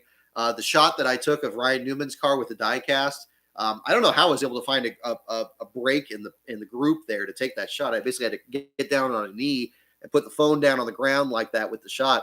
But then I was so pleased with how it came out. I showed it to Ryan, and he was like, "Hey, I just want to show a little bit of the old with the new," and he liked it, and I got to shake his hand and wish him good luck with whatever he decided to do in his career and everything. Obviously, that was another thing I wish I had been a part of is the interview that he gave with the other media members. I know Jeff Gluck was part of it, where he expressed very clear concerns about the next gen car and the safety of it and what he may or may not be doing next season. But yeah, I mean, I stand by what I said with Ryan there. I mean, whatever he decides to do, he's got to do what's best for him. And I think he's certainly at the point of the career where nobody can really begrudge him that. It's unfortunate these years with Roush haven't really been the best for him here. But hopefully something works out for him going forward. I'm thinking personally in the truck series, probably be something that maybe will work well for him.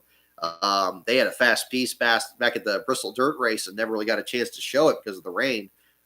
Maybe something will happen on that end, but I thought that was pretty cool. So got to talk with him. There's so many people there. I mean, let's see. That's when it kind of got around there. I think that was when that's when I got to the back end of it did taper off the crowd a little bit at the back of the field, but there was still a good amount of people. There were a ton of people by Cope's thing. A good amount, I think, were just well-wishers in general. I don't know if they were just actual guests of the team, but Derek was laughing with them, and that was cool. And Alicia waved me over, so I got some of those pictures of them lifting Quinn up and stuff during the before getting in the car, and that was cool. And did some team shots there. Charlie was there working with the team, so he talked a bit more about the Norm Benning effort there with of course with the sponsorship and all that. So that was cool, and we hung out there for a bit. At the same time, I was kind of floating over to the Rick Ware cars there. Josh Balicki was really cool.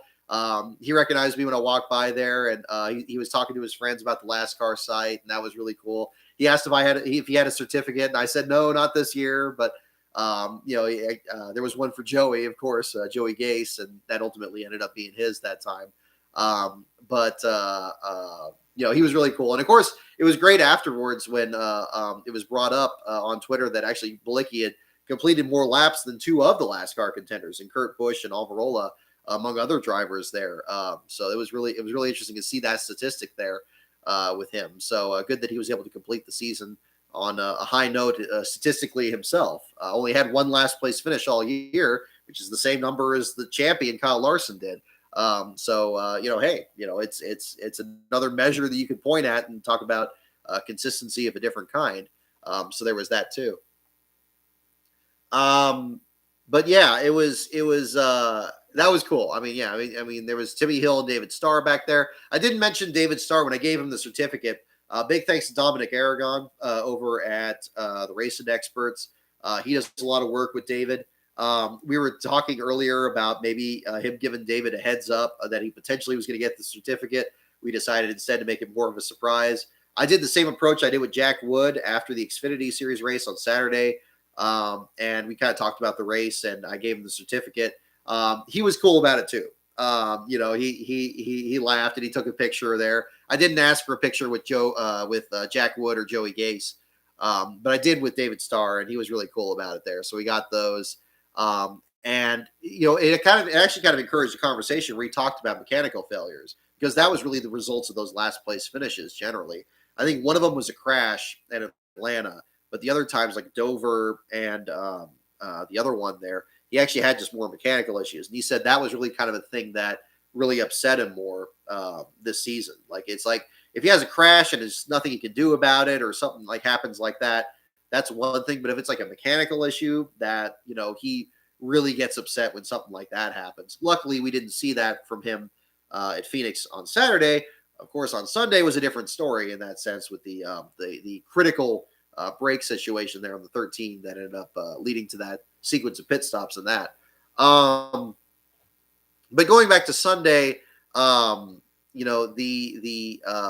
crowd on pit road was great.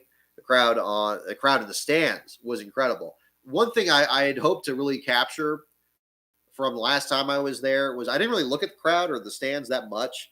So I really took more notice of it this time. And of course, the crowd reactions, steady boos for Kyle Busch and Joey Logano, because they were in consecutive trucks at one point there. I thought there was a mix of boos and cheers for Denny Hamlin when he went by. According to Lastbro in the stands, he heard only boos from there. And there were guys doing the whole choke artist thing and stuff from up there and jeering him. There was only one Denny Hamlin fan that was near his spot in the stands. There was this woman that had like her fingernails painted with 11s on them and everything. But he didn't see like hardly any Hamlin fans, at least in his section, over by like I think it was by just past the start finish line. So I guess that would be towards turn 1 at that point. And one thing I thought was very interesting that my brother pointed out, he said that when Hamlin was booed, it almost looked like it affected him a little bit.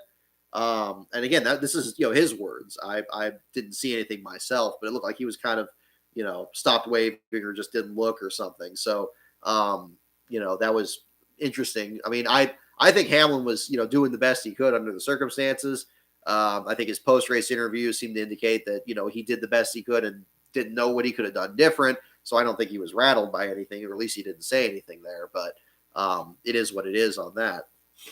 But the crowd was impressive. One moment that I think is really going to stick with me is when they had they introduced the top 4 drivers.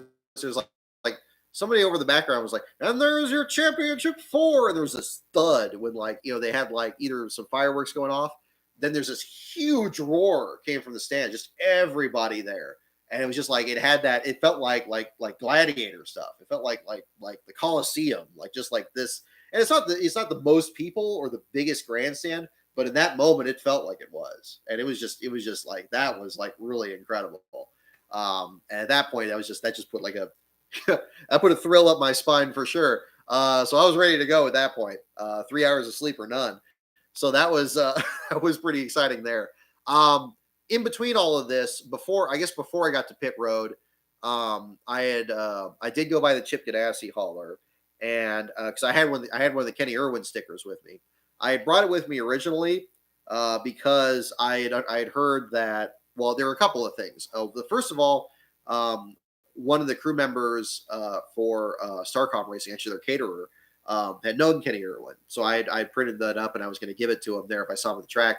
I didn't see him there. I don't know if he just was working in a different part of the infield or if he'd already been let go or something. I wasn't sure what the situation was, but I couldn't meet up with him. So I still had it with me.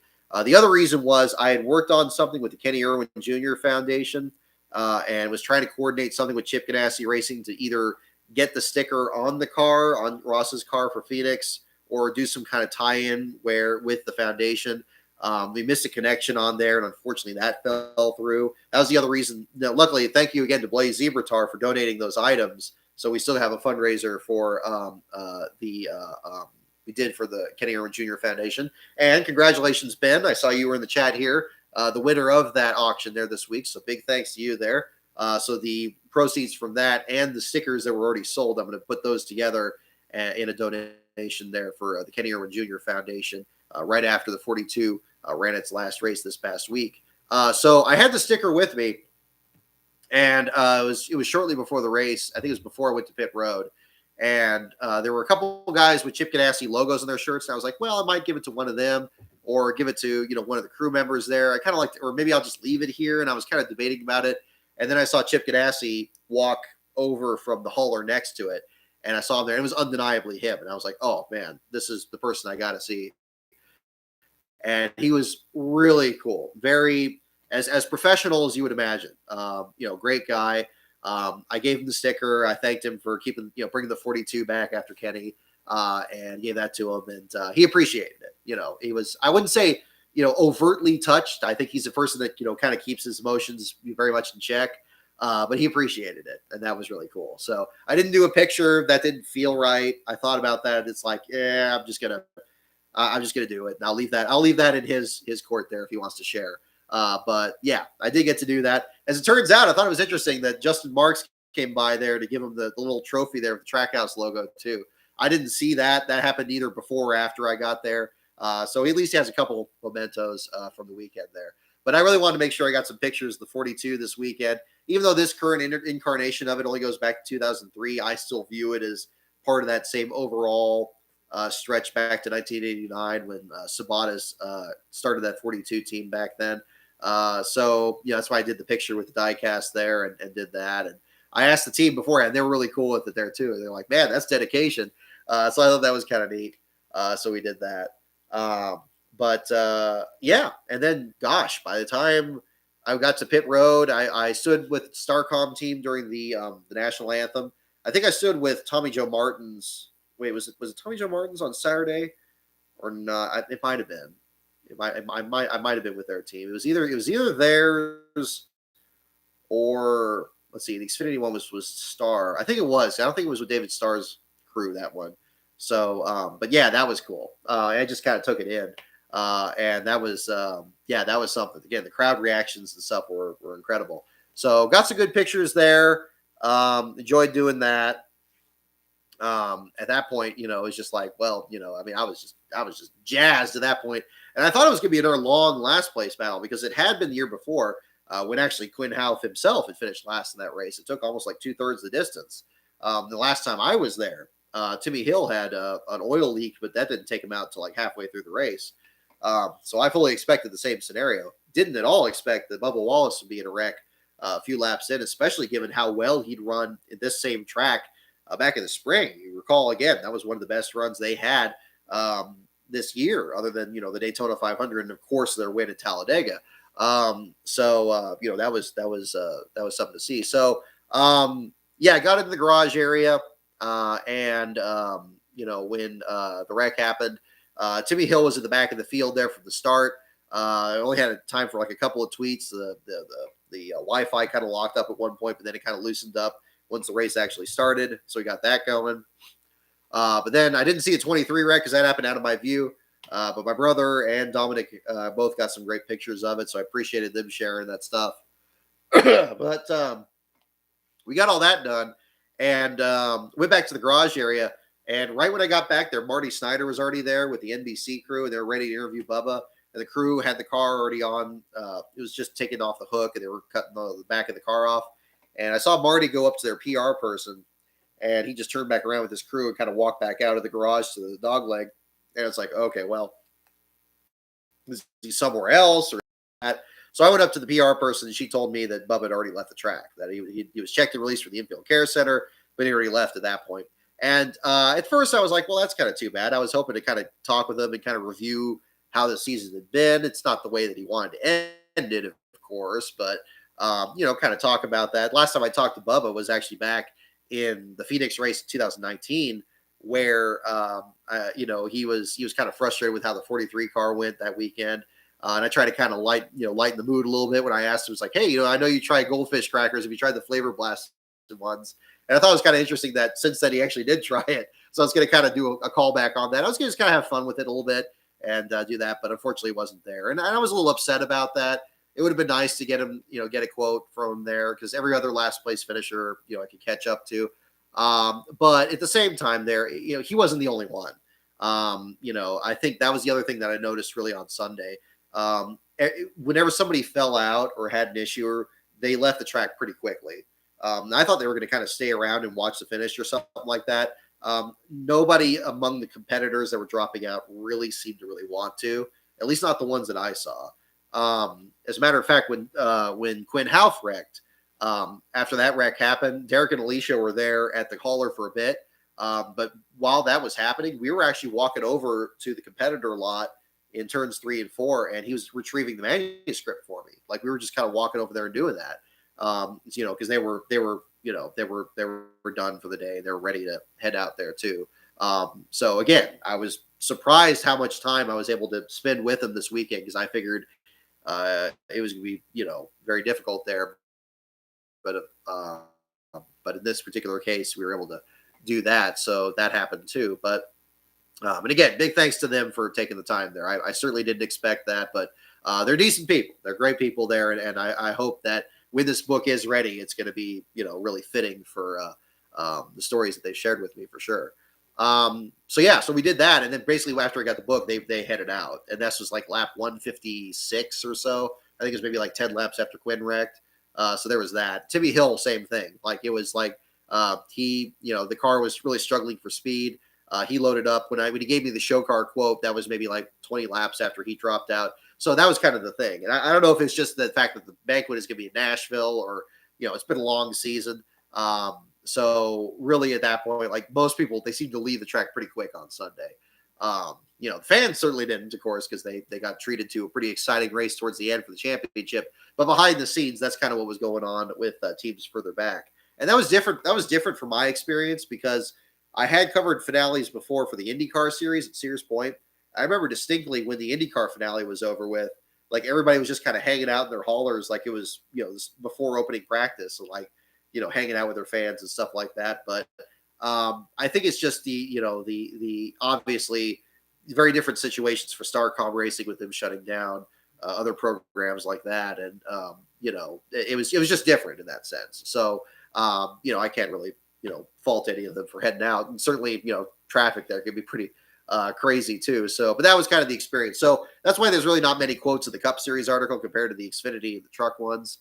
That was kind of the experience on Sunday there. And of course, with a sold out crowd, that's probably what they were thinking too. So there was that. So gosh, what else we had there?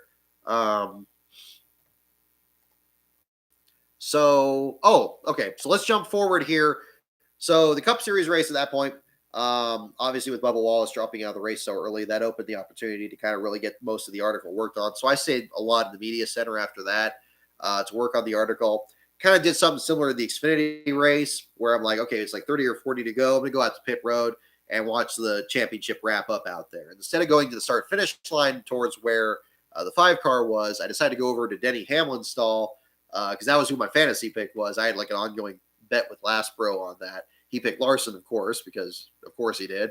And I picked Denny Hamlin to win the championship. So I went over the 11 stall, and that was interesting. I was there when the 13 car blew the brake rotor. Almost ran me over in that one too, because what happened was he was coming behind the pit wall, and he was trying to get into the Xfinity garage opening, which is the second. There's like 3 openings on that straight stretch of pit road when you enter pit road. The first one was the entrance that the ARCA West and Truck Series guys went into. That wasn't being used. The second one is a sliding gate that goes into the old Cup garage. They built the fan area. That one was also closed because the Xfinity teams were already out of there. So the other one you had to go into, he was the only one I saw go into this third exit. So you had to take a back route behind the pit boxes, and there was just barely enough room for him to get through. But then these officials were kind of waving him back there, and I had to kind of hop out of the way for that. That's where I got those pictures of him coming back in there. Yeah, they had a brake failure, dropped the big brake caliper out there, brought out that caution that ended up causing that last second pit stop. And I was standing by Denny Hamlin's crew, and you could see, of course, they're trying to beat the 19, and that's what they're looking at. And they pull this stop off, and they get it, and they're like high-fiving and stuff. They're getting going, and Hamlin's going around the corner ahead of the 19, and everything's good. And then like all of a sudden I have like, again, the radio in my ear. I'm listening to the radio broadcast at this point. And then I hear like, oh, and Kyle Larson leads them off pit road. And then at that point, the crew heard it too. And you could tell that they knew that it's like, oh man, like that might be it. And they just kind of stood there, and they were all just kind of like, oh, and that was kind of, again, the emotions of the weekend. And that's part and parcel of this whole this whole points format system, but they were just like, it was just like this. Oh man. I mean, it wasn't like they were like despairing, but like the body language was noticeable, and that was kind of it. So, they had the restart. Of course, Larson pulls off and gets a victory, and as he should. He had the most successful season. He won the most races, and he stormed into this round here, almost swept the entire round of H, if you will, coming into the last race. So I mean, it's hard to fault him at that. And again, the Hamlin's crew was really cool afterwards too. I might be reading too much meaning into it because I talked with the crew afterwards and asked them about them playing Kokomo on pit road before the races. And the guy talked to me about it, and that was cool. So, and I think they came to the same conclusion that Denny did, that there's really not much more that they could have done under the circumstances. They had a good pit stop. They beat the team that they thought they needed to beat, at least in the short term. And it was very close. It was extremely close. Again, congratulations to Kyle Larson on the championship there. That did lock up the LASTCAR championship for Joey Gase, that one, with the last place run for Bubba Wallace at the beginning. So it was kind of crazy in that situation, but it was interesting coming down to coming in the garage area after the race. Basically after the race was over with and the Hamlin crew was packing up, there was a lug nut right at the open entrance to the garage area. And it occurred to me, it's like, oh yeah, well, I probably should pick some of these up here from for the race. So I picked up 5 lug nuts between there and the entrance to the media center, or like around that area. So I picked up those 5 and I had that back to the garage. And that was kind of cool. So I had that. I had a little dirt on my hand, which is unfortunate because I shook hands with Garrett Smithley afterwards. I felt bad because I was talking to him after the race. My hand was dirty from the grease off the lug nuts, but he didn't mind. So we talked after the race there about his performance. He's excited about what Rick Ware's got going for next year and all the sports they're involved in, and hopefully like streamlining their cup program for next year and take the next step. I went to the 53 hauler where Gase's car rolled up and the left rear was all pushed in because somebody ran him over there. And excuse me, even more water.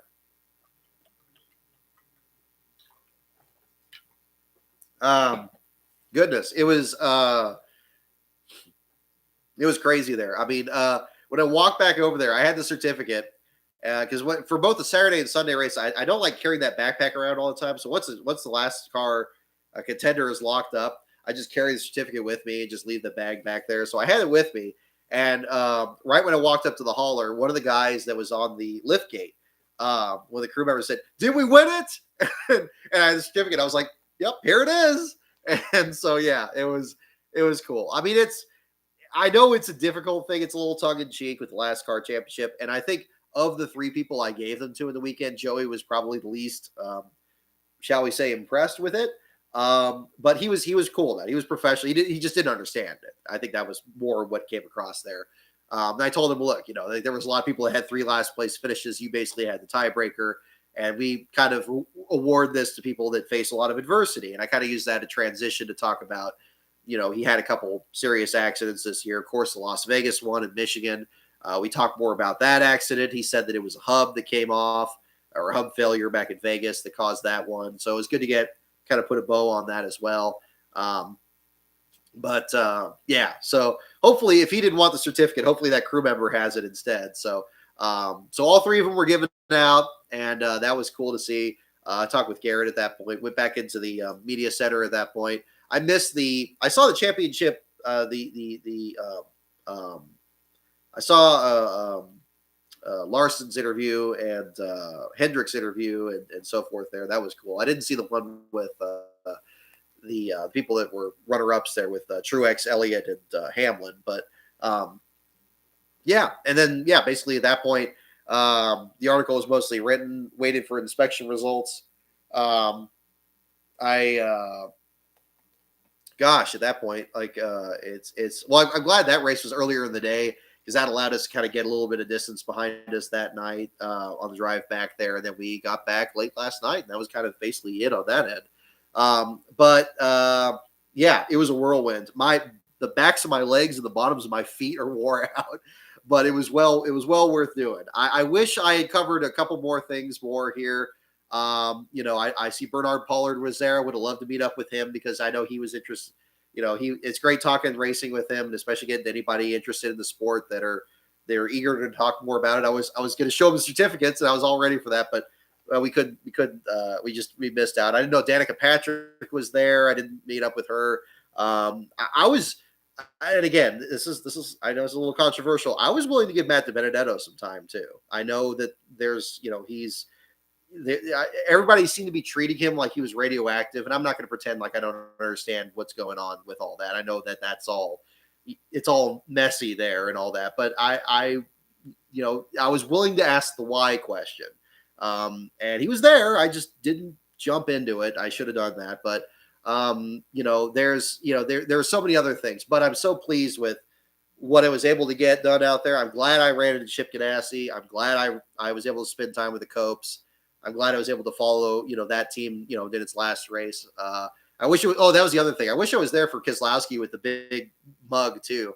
Kudos to Rusty Walrus for getting out there and talking with them. So I'm glad that, that was covered too. It's, again, the way I describe it, it sounds hokey, but when you're covering one of these races, even on an average race, not even a championship race, it's like you're at a fireworks show and you're trying to grab them out of the sky. But of course you can't. It's impossible. It's like, ooh, that looks good. I want to keep that. But of course, it's just something that just the moment you react to it, it's gone, and it just happens that quick. And sometimes when you're going around and you're going from the media center to the garage and here and there and all that, I love doing it. And I love getting it, but every time I do one of these, I always feel like, oh man, I wish I did this. I wish I did that. But, you always, when you do one thing, you always miss something else. Like, that's kind of always the thing that comes up there along the way. Nobody can, not even Bob Pockrass catches everything. So that was, that's just the truth of the matter. When you choose to follow one thing, you're missing out on something else. And I try to fill those gaps as best as possible, especially the last place thing. And I hope that came across this weekend because it was exciting. We featured some drivers and teams that don't get talked about that much. Even the Pedroncelli thing in the ARCA West race, I didn't count on that being a thing on that, but that was exciting because I had seen that car pull off at the Vegas Bull Ring and wanted to know who that driver was and all that. And I'm glad I was able to kind of check up on that. So, it was exciting. It was a great way to wrap up the season. I think a good discussion can still be had over the point system. And of course, the future of, the next gen car, the single lug nut. And now, of course, all this news today about what the Clash format's going to be. There's going to be plenty for us to be talking about going forward from there. So, that would be another one to kind of look at too. Black Lives Matter. You're in here too. Right on. Thank you for jumping in here. I'm sorry, I've hardly looked at the chat at all. So if you guys have any questions here on this, I apologize. I haven't got to that there. Definitely jump in on there. It was really exciting. I never covered a championship race before. I have been at Phoenix for the next to last race before. But it was an honor to be there. I'm really so thankful for the track staff and all our Patreon members that joined on the door. I'm going to do the video after this stream tonight. It might be a bit later tonight here, but I'll do that. So we'll get that magnet mailed out there. I let the rain actually dry onto it there, so it's in exactly the condition it was when it was on the car.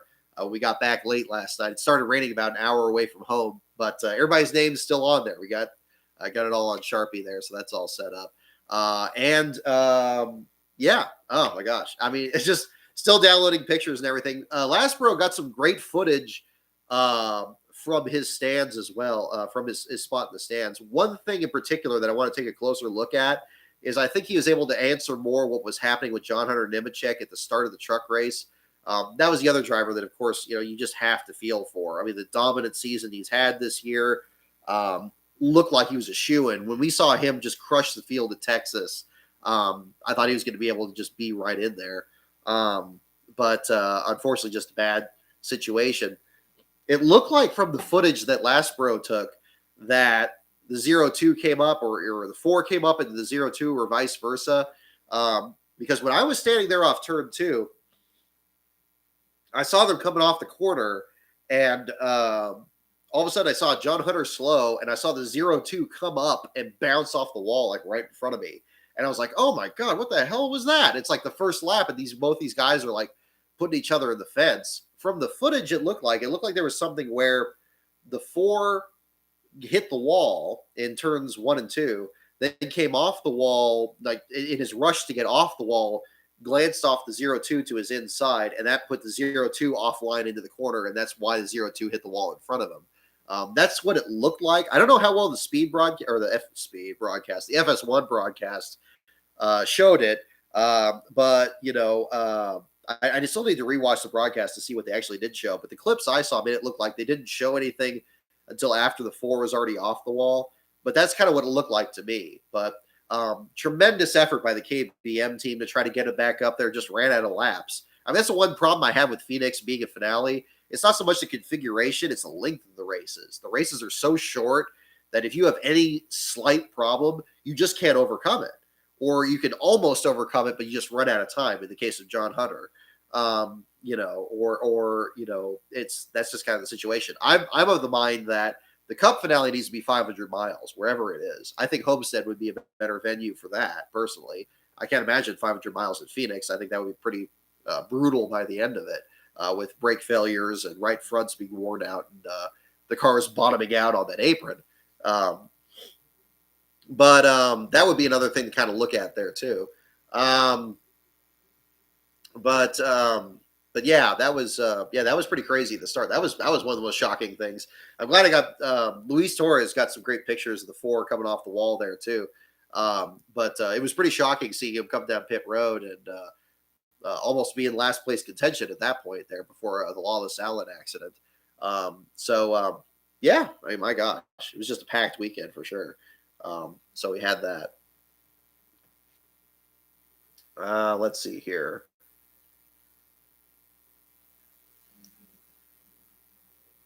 Yeah. Yeah, it is too bad that Norm missed. I'm just looking over some of your comments here at the same time. So yeah, I mean, again, there was just so many stories. I mean, every single one of these teams, you can look at it and say, like, you could write a whole book on it, but it's just it's so hard to pick which stories to do. Even when it's something like mine, where it's going to be whoever finishes last, and I could just if it ended up being De Benedetto, it would have been that story. If it ended up being it ended up being Bubba Wallace. Unfortunately, I couldn't reach him, but I mean, if he had been there, it would have been his quotes, and and so forth. So that's kind of how that shook out. So let's see here. If you guys have any other questions for the weekend, anything I'm not covering, because I know it kind of bounced around there a bit, we'll do that. Alrighty. Actually, I'm going to step aside for just a moment here because I'm sounding really congested on the thing all of a sudden, and I'm sure that's going to get really irritating. So just stand by here for a second, folks. I'm going to be back in just a moment. Can I turn this camera up again? It probably doesn't. There we go. Let's put it at the ceiling. All right. Intermission time.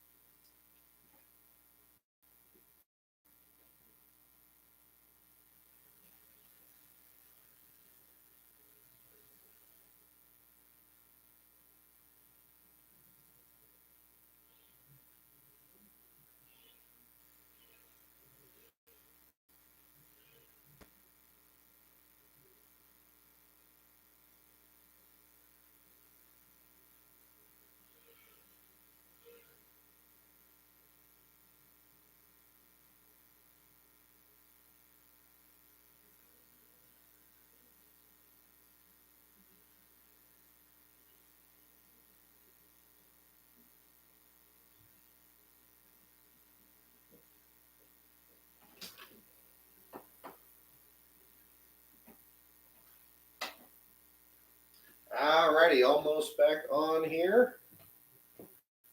Let's make sure I don't unplug anything. All right. Okay. So hope you enjoyed that view of the ceiling there. T for 2. Exactly. You got the floor. Okay. All righty. Sorry about that, folks. So, let me bring that camera back down a little bit. All righty. So, yeah. So overall, again, yeah, really crazy. Definitely interested in doing it again. I don't know if we're going to get any kind of crowd like that the next year. It would be amazing if we did. There were just so many people. I mean, so many people that turned up. I mean, I don't know who else. What was it? Kristen Chenoweth doing the national anthem. She did a great job on that. They had there was what else there? Food was really good. Food was good in the media center. They had a they had a burrito bar on Saturday that was really good there. So that was pretty cool. Let's see. What else was there? Oh yeah, there's I guess if you see the post race interviews already, you kind of seen this already. But I think it was Larson that said like Merry Christmas, and everybody was like saying Happy Off Season, and so there was all that. That was kind of funny. Yeah, let's see. There's all kinds of pictures. I think there's some pictures I still need. Well, there are definitely pictures I haven't shared yet that I have there, but it would be interesting to see. So, gosh, I'm sure it'll occur to me along the way. Let's move to our next segment here. So I'm going to talk about the certificates here because I know I'm getting a lot of questions on this, and I do appreciate a lot of the curiosity on this. I didn't expect this to really get that much interest. I figured it would be like hey, that's nice or something, but I really do appreciate it because I think it might be, I think it's a tradition now, pretty much officially at this point. It's only like the second year I guess we've done it. So again, the original certificates for Joey Gase in the Cup Series, David Starr in the Xfinity Series, and Jack Wood have been given out. I have the original templates, of course, already available, and I have a laminator, of course, at my disposal. So, what I also have is this entire stack of all these other ones here for drivers that didn't finish last, 15 to be exact. 3 of them are already I've already sold here. There were some people that reached out to me coming into the race and said, "Hey, if this person doesn't finish last, could I buy that off you?" And I went ahead and said, yes to all 3 of them there. So I didn't want to leave them hanging on that. So those 3 are taken out of cycle, but I can do reprints later on. What I am going to do at the beginning, and I've done this with the other certificates. So the first run certificates here, the ones that were in my bag, some of these have a little bit of track dirt and stuff on them because I was shuffling them through my bag or setting them on pit carts and stuff between things. I put a sticker in the bottom corner. It's the same sticker that's on the diecast from the 64 scales I give out to the $10 members. So the first run certificates are going to have those in the corner. The reprints will not. So I think that I was thinking of doing certificates of authenticity, but that's kind of redundant. So I figured that would be a better way to do it. So basically what I have here is, I got these for all these different drivers. The Almirola, the Stenhouse, and the Ryan Truex in the Truck Series are the ones that have already picked up. But I'm going to do eBay listings for each one of these separately. So that way everybody's got an opportunity to grab one of these. We'll do kind of the same model as the, I guess like the window nets at Charlotte.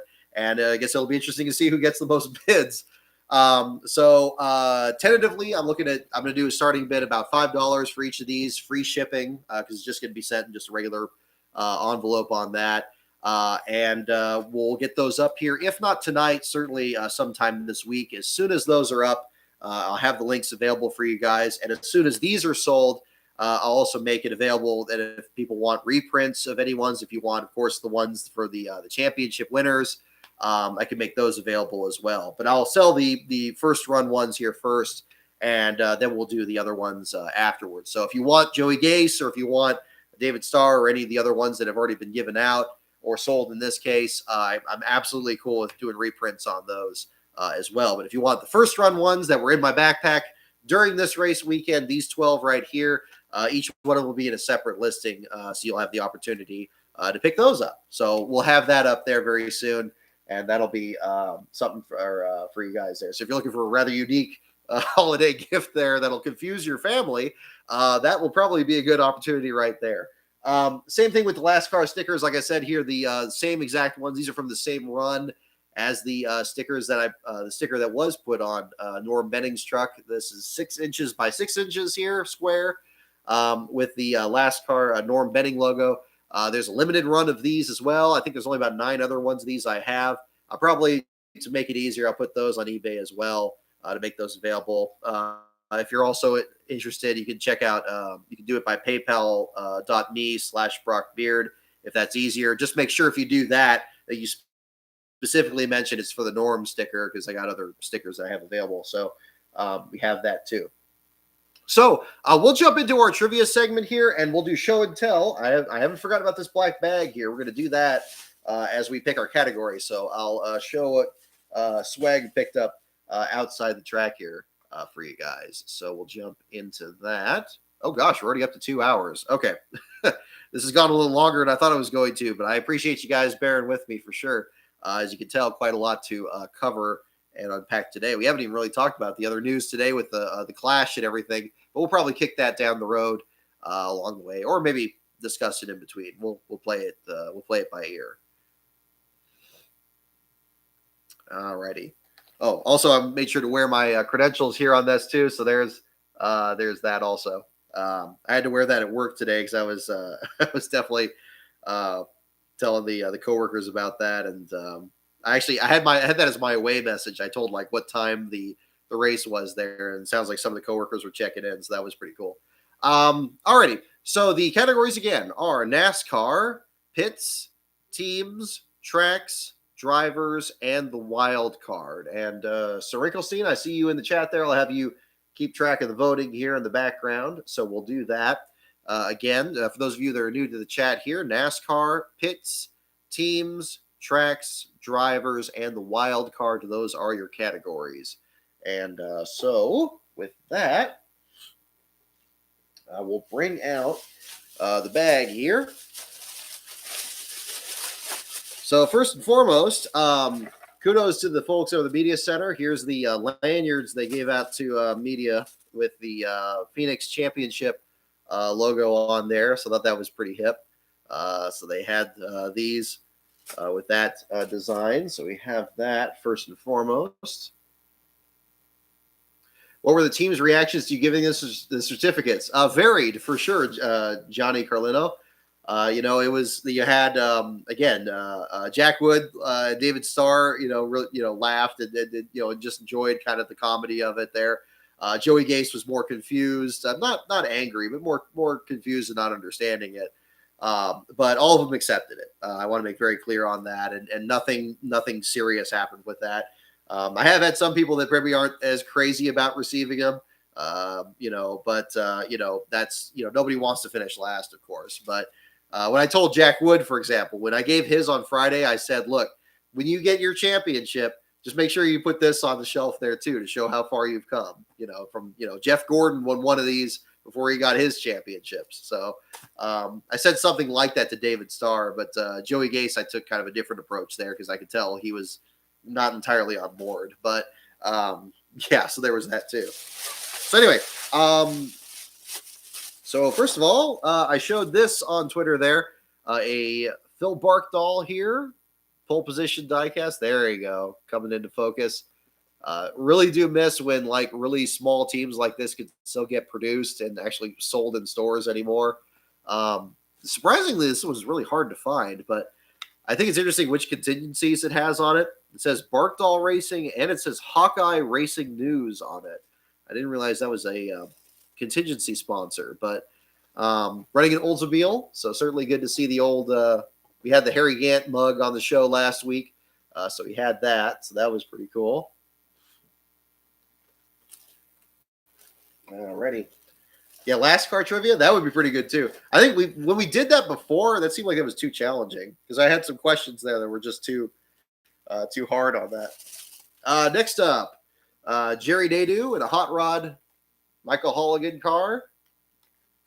I was never really that crazy about these growing up, but they took the hot rod cars and designed them with NASCAR paint schemes. Just shows, but looking back on it, these many years later, it just shows like how crazy the sport was when you could get like they had that singing fish or something that would be designed to look like NASCAR stock cars, and then they would do this with the hot rods too. So certainly Jerry Nadeau had to pull the trigger on that one. So we got that there. Next up, Jay Fogelman in the number 5 Innkeeper Buick. Since Tate Fogelman was actually one of the Truck Series LASTCAR contenders, picked up his father's number 5 car here. I think I mentioned this actually in the article, in one of the last place articles earlier this year. And it's interesting to get a good shot of the Orange County Speedway there in the background. And a Buick, again, another different manufacturer for those of you Slap Shoes fans out there looking to see what a Buick diecast looked back then. I didn't really collect too many Busch Series cars growing up, but that's why I thought this was kind of an interesting one to kind of check out. So you got Jay on that one. Oh, so you've been reading the JD book during independent readings. Right on, man. Thank you. I'm glad. Thank you for checking that out. I hope it's definitely helped time go by there in the reading session there. So actually, there was one person I was hoping to meet up at the track there that actually just recently picked up a copy of my book. So big thanks to him there, and hopefully we'll cross paths again down the line there as well. Next up, in conjunction with the 42 car running its last race, how about the old Roaring Racers there in the Peak number 42 with kind of unusual font for the number, a little different than the door numbers run in the late 90s. This is more like the 1990 paint scheme that he won Rockingham with. Unfortunately, the batteries are definitely out on this one, which you would expect for something that's been in there for, what would that be, 30 years at this point? But yeah, another classic 42 car. Brought that one from home to take a picture next to it. But definitely picked this one up here at the same time. Yeah, these were pretty hip. I mean, talk about something else that needs to make. Don't tell me that you could make like a Kyle Larson one of these and people wouldn't buy that if it just makes it just makes noise. So maybe that'll be something that comes back at some point. Next, I thought this was kind of neat. This is a Rusty Wallace Mobile One edition one. Usually, and it's first of all, it's kind of on an older Pontiac Grand Prix body. It's not like the 92s, the 93s. It's more like the early like 90 to 91 style.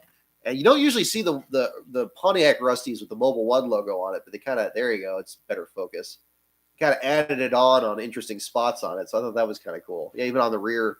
Usually the backs of the cars didn't have many sponsors on it, but they kind of added it on there. So I thought that was kind of cool. There's always, again, I think I mentioned this on a previous show. It was like impossible to find Rusty Wallaces in the stores back in the day. It seems like those always sold out first. Love the ad on the back here too. So it shows like some of the other ones in the series, like when they ran Indy cars. And there you go. So some of your open wheel fans out there. Bill Elliott's 1991 Coors Ford there without the beer sponsorship. Well, they actually, I guess none of these cars have their actual sponsors on there and actually looking at it there. So that was kind of cool. Yeah, 90 to 91. There you go. There you go. Dr. Noise. Yeah, you got it. Exactly. So, well, yeah, it's got on the hood too. So, yeah, so a little different. I think the original one's actually, it doesn't have the Pontiac Excitement logo on it. Like there were some versions of this that actually had that. So I'm always intrigued. Whenever I go to one of these tents, I'm always looking for something that's kind of unique or just different from what you usually see. So that was definitely one from that. Next up, this actually, I actually received this one from Dominic. Big thanks to him on that for JD. Always have to add that to the collection there. Again, one of these needs to be in like everybody's collection for sure. And there's still so many of these things on eBay for sure. It kind of really kickstarted the diecast market. And as I told Dominic, like every one of these is just slightly different. Like sometimes the number is a little further forward. Sometimes the wheels are different. I know people are very concerned about quality control in modern diecast, but in the older ones, there's even more of a variety. I mean, there's just like literal stickers on these cars, and sometimes the sticker's missing or it's in the wrong place. Like that's cool. But this one's in really good shape, so you got that one there too. USA Rocks 24. Thank you for checking that out. Absolutely. Thank you for checking out the checking out the videos and tuning in for the show tonight. Just kind of showing some of the stuff from the Phoenix haulers here. Here we go. This one I thought was weird too. Talk about this. Here's an event car for the Peak 500 at Dover, where they basically took a Kyle Petty Peak paint job and just slapped Dover Downs logos on it. I guess that's the other big news is that what was it? That Dover has now been purchased by one of the two main track organizations this week. So big news on that front. But here again, the Monster Mile commemorated in which date here?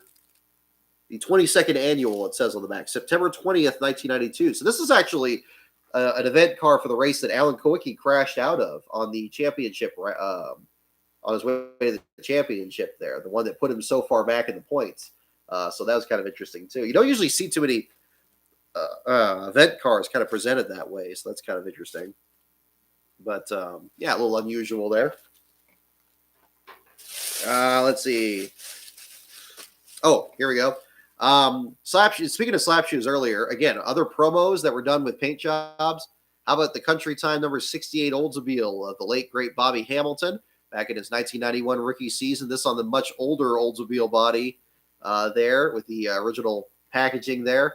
I mean, I don't know if they even do this anymore, where you could like send in box tops and buy get like a die cast or trading cards or both or something like that. But always very partial to this. They just did a version of this recently in the Truck Series. I think it was just last year with with Clay Greenfield's team, since they've run the 68. So that was kind of an interesting one there too. So you got that. Here we go. Here's more one for the unusual categories. How about Jeff McClure in the number 83 car? I think this is the Busch Series, or is it the West Series? I'm trying to remember which series exactly. Like I said, I didn't follow Busch Series that much growing up. This might be more nasty. Maybe it's even like the North Series or something. But number 83, the Surf Air Chevrolet. What does it say on the back here? It's got a Collector's World ad for Charlotte, North Carolina. Let's see, one of 20,000. There you go. Kind of interesting ads on the back. It's not often you see like that much empty space on the front of a package there, but I love the actual artwork where they actually draw what the diecast looks like. So that's pretty neat. Yeah, kind of like a Matchbox one. It kind of has the Matchbox wheels, but it must be Fun Stuff Pit Road or Fun Stuff on there. So it's kind of the similar brand there. Yeah, Collector's World magazine on the hood. Actually, the sticker's kind of the way. Let's kind of peel that back off of there a little bit. And you can see that a little bit. Now, I almost thought when I first saw this, I almost thought it was like Danny Sullivan's Brickyard 400 car, where it had like the corporate car logos. It had very similar paint scheme, but not with the yellow numbers. Yeah, so there's one there. And then surprise, it's actually being packaged flat. Yeah, there you go. All righty. Just a couple more things here. Here we go. More for the old school ones. We got a Nelson Stacy, I believe a Southern 500 winner, if I'm not mistaken. The bright yellow car there. I love the yellow rims. Always partial to that, whether it was Michael Waltrip's Pennzoil car or Ryan Blaney's more recent incarnations with the Menards car. So we got that too. There's here we go. Let me take this out of the bag here a little bit. This, see if it shows up well on camera, a 1995 Rusty Wallace test car. So again, going back to the Rusties again. Something a little different. I remember even back in like 2004, they would do like test cars, and then they tried to do the thing where it was like a color change. So like in like hot temperatures, it would be the paint job, and then in cold temperatures, it would just be the same flat colored test cars. Of course, preseason testing itself, kind of a vintage concept. It says here 1995 Racing Champions Collectors Club test cars. Yeah, that's just the category. So you got that there too. I said Stacy and had JD Stacy flashbacks. Yeah, not quite. Yeah, not quite that one, but yeah, very similar. Still in racing, but just in another capacity. All right, last diecast one I picked up here. Of course, nothing's complete without Richard Petty fan appreciation tour stuff here. Love these old little haulers. They had the Days of Thunder ones, like these were really cool. They had the one version where like the car would be on the back, and then the other one that actually looks like the haulers themselves. Of course, the conspicuous fan appreciation tour logo on there. Yeah, really nice detail. Very simple, but elegant in that sense. So really got a kick out of that. All right, so that's what I found in terms of diecast. Then from there, they also had a box of like just small. Again, you really, I mean, I'm sure I'm not saying anything revolutionary here. Like, buried treasure you can find in like the box that just has like stickers and cards and whatnot. How about the Ward Burton 22 car, the iconic Bill Davis Caterpillar skid steer machine there. So we got that.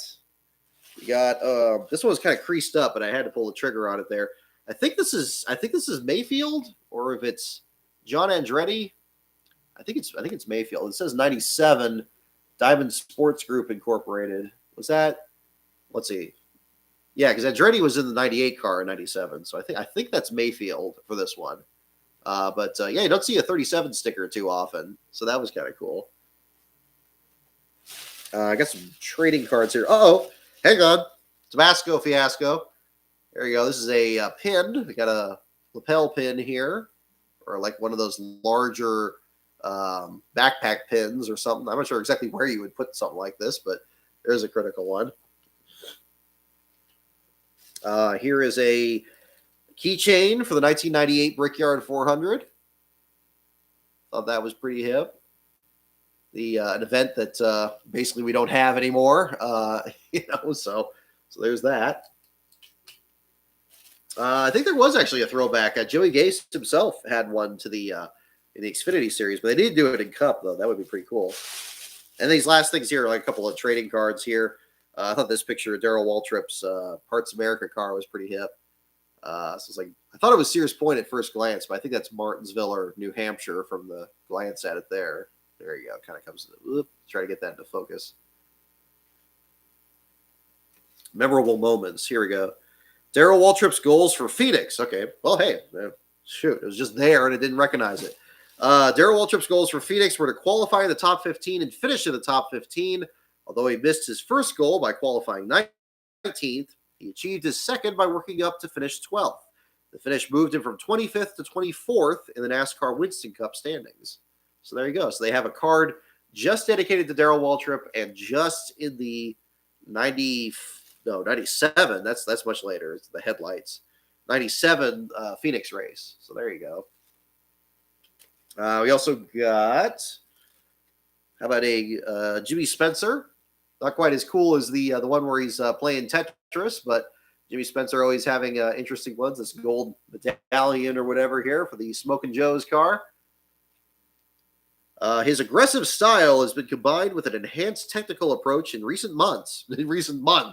After years of being aggressive, he's technical in recent months. Okay. And Jimmy Spencer has rapidly transformed himself into a salty, seasoned veteran. The Pennsylvania pedal pusher, a former winner at Daytona and Talladega, has his sights set on a productive 1997 campaign. Well, there you go. So a preview edition card on that one. And then last but not least, this is kind of cool. Kind of looks like a credential thing here. A John Andretti 1998. Oh, that's 98 there with the stripes on the side. Godspeed, John. We miss you. So John Andretti in the STP Pontiac. And career highlights. 5'5", 140 pounds. Robbie Loomis, the crew chief. Breakthrough NASCAR Winston Cup victory. Was in the Pepsi 400 in Daytona. Winner of 2 pole positions going into 1998. So there you go. Matter of fact, we're going to put him. We'll put him right here. There we go. All right. So yeah, so that's just what we found on there. So some interesting finds. Always, it's from that whole era. There's just so many bizarre things that were made in either a limited run or just widespread, or you just find them at grocery stores or promotions. Pretty good cross section there of just like all of the above that you can see.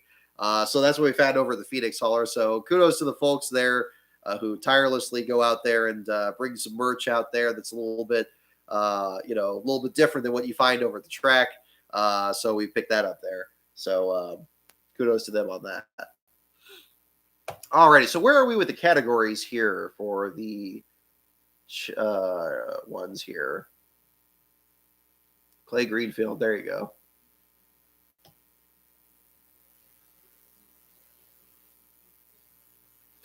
Oh, Bean Boy, I'm glad you liked the picture of the Championship 4. Yeah, that was fun to do.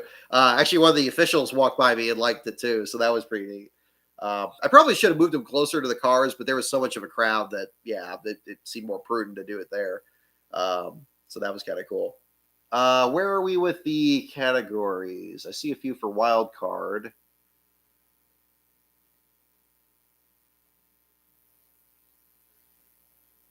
There you go. Doing good, Davey. Thank you for joining in. Only 3 people voted. Okay, well, it looks like we had a couple for wild cards, so we'll do some wild card questions here. I know we're pretty long into the show here, but I appreciate you guys tuning in. Those of you coming in a bit later here, did a full review talking about all the races over this weekend. I know it's a couple days afterwards. We just got in late last night and reviewing the action from Phoenix, and we'll certainly do some trivia here for tonight.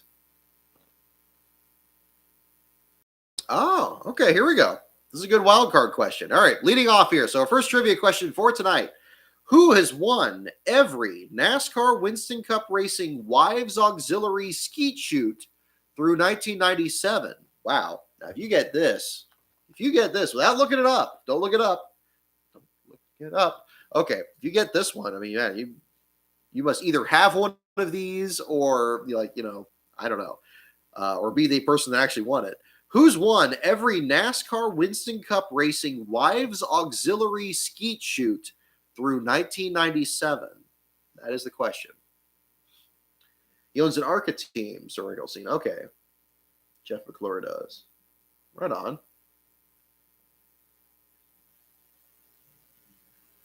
Stevie Waltrip, Richard Childress's wife, Rusty's wife.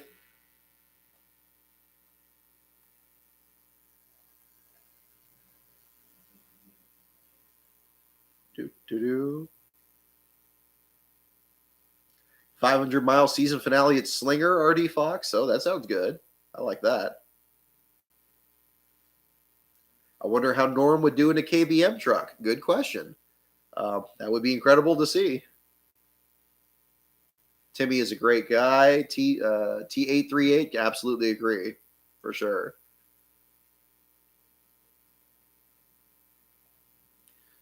Zachary Leffler, you're looking at Pocono, New Hampshire, and Watkins Glen. That'd be great. I've thought about the Atlanta race too. That's in terms of an out of venue one. I mean, I know there's a lot of nervousness and anticipation with that, and of course the controversy about that we've talked about on the show here. But that would be interesting to see. You can see LaJoy winning a race next year, Sir Ringleseen. Yeah, I think it's very true. That Daytona night race performance was outstanding, and he was good in the 500. Didn't get a lot of focus, but he absolutely was. They really showed some speed. They may not need a rainstorm to actually pull off another victory. Stephen Deswan, I'm glad you enjoyed the certificates there as well. Athletic Geek 89, glad you could tune in.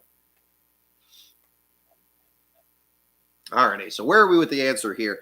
So again, I'll read it again for anybody tuning in. Who's won every NASCAR Winston Cup Racing Wives Auxiliary Skeet Shoot through 1997? That is the question.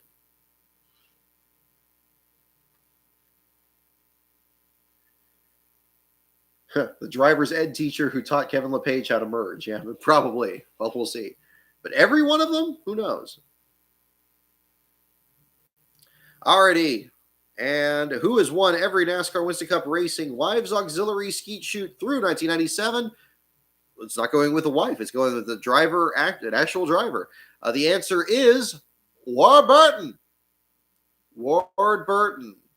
Did anybody guess that? James Sykes, you said Ward Burton dressed as a woman. I think that's close enough. The question was misleading. I mean, I guess the Wives Auxiliary put it together, but it wasn't just the wives participating in it. So that confused me too. So I think Ward Burton is the correct answer.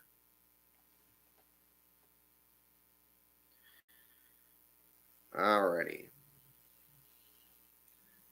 Let's see. Next question is who? Now remember, this is the late '90s, so this question may not make sense unless you keep that in mind. I'll add this phrase then. So as of 1998, who is the president of Daytona, USA? As of 1998, who is the president of Daytona, USA? Don't look it up. Did you love it when you're supposed to the correct answer? Exactly.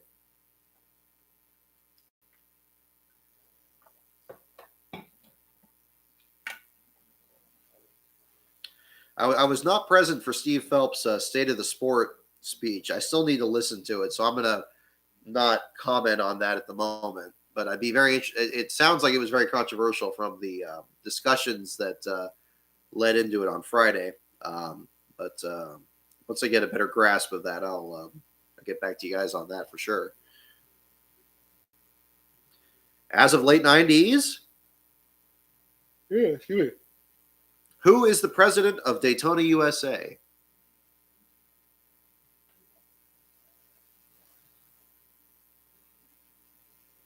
Jim France, John Graham, Bill Jr., somebody in the France family, Lisa France. Good guesses. Brian France, possibly. And the answer is Lisa France Kennedy. Lisa France Kennedy. Different spelling, RD Fox 76, but you got it right. Absolutely. There you go.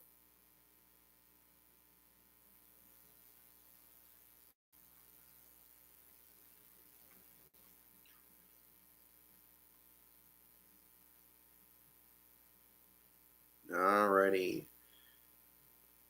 Here we go. Okay, next question.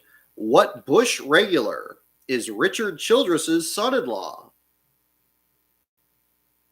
What Bush regular is Richard Childress's son-in-law?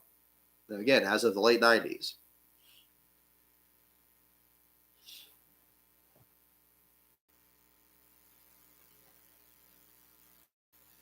Some good parts of Phelps' speech, but he addressed the package badly. Okay. That seemed to be kind of the consensus.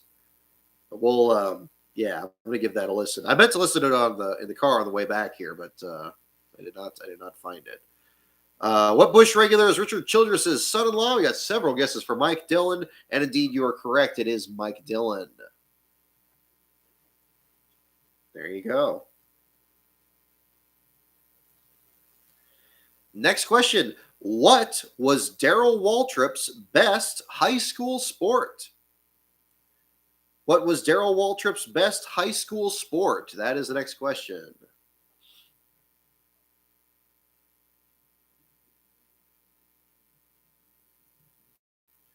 Someone should have Jimmy Spencer again for TV stuff. Yeah, for sure. Greenies from New Zealand. Thank you, Sean. Sean Hurley.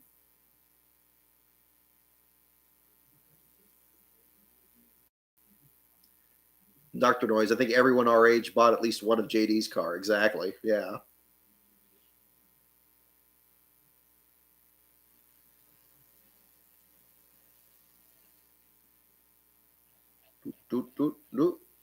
All righty. So what we got guesses for what was Darrell Waltrip's best high school sport? We got guesses for track and field, wrestling, football, debate team, basketball, track, cross country, lacrosse, baseball. Wow, we got everything. Chess. The answer is track. How about that? Track day. There we go. Track. Gymnastics. RD Fox. They're very close. Michael Goodman. It looks like you got it. Beating Boy 89. You got it earlier. Maserati 9. You got it even earlier. First off the bat. All right.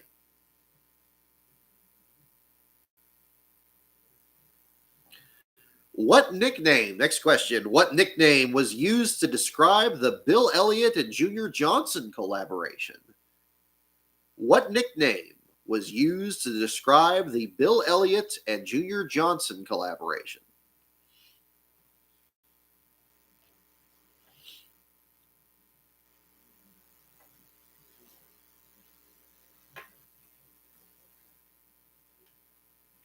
tickled by this 37 sticker, was it?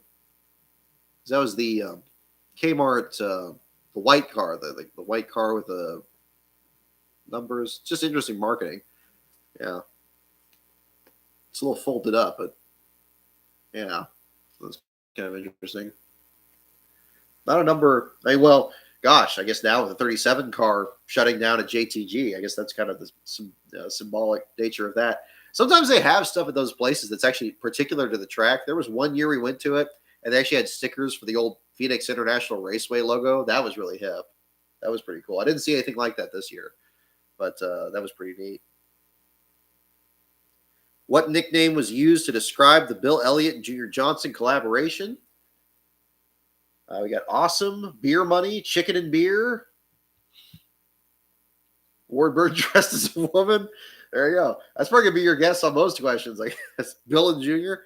All right, here we go. Nickname used to describe the Bill Elliott and Junior Johnson collaboration.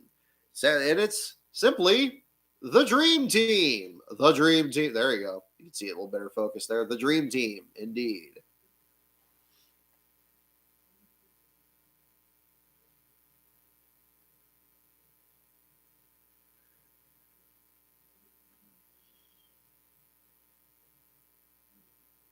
Oh, here's a good question. Here's a good one. This has got some great names in it. Here we go. What driver worked at his dad's sawmill in Barbecue Township, North Carolina? What driver worked at his dad's sawmill in Barbecue Township, North Carolina? That's spelled exactly like how it sounds. Barbecue Township. Sounds delicious. What driver worked at his dad's sawmill in Barbecue Township, North Carolina?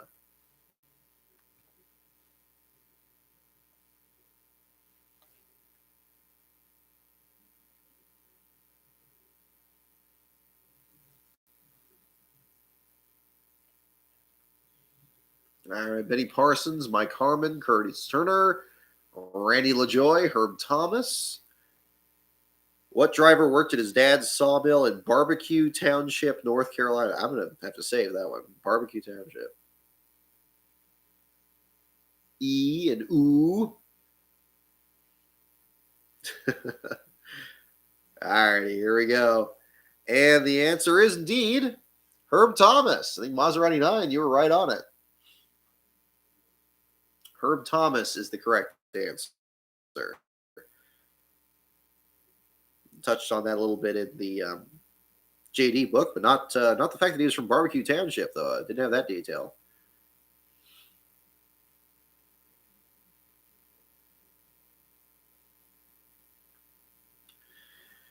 What? Okay, next question. What future Cup champ tried turkey farming before he got his NASCAR career in gear?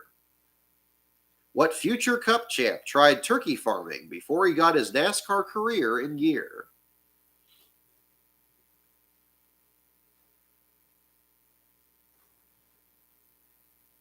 All right. What future Cup champ tried turkey farming before he got his NASCAR career in gear? I don't think it was Kyle Larson, although maybe it was, but this thing can't see into the future. It does say, well, it says what future Cup champ. Maybe it does see into the future. Who knows? Tried turkey farming before he got his NASCAR career in gear is the question.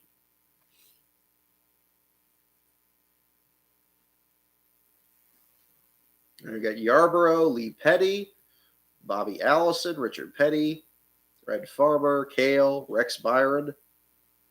Maybe Red Byron, I assume. Better be Red Farmer with that name. Hey, Captain Ron. Welcome aboard. Thank you again for having me on the show there the other day. I was just talking about that a little bit earlier in the show tonight, so hope you enjoyed Tombstone. I appreciated the pictures you and the folks drove through there, so that was pretty cool. What future Cup champ tried turkey farming before he got his NASCAR career in gear? The answer is Cale Yarborough. They call him Cale. KL Yarborough, Maserati 9 again, absolutely dominating this. There you go. Right on.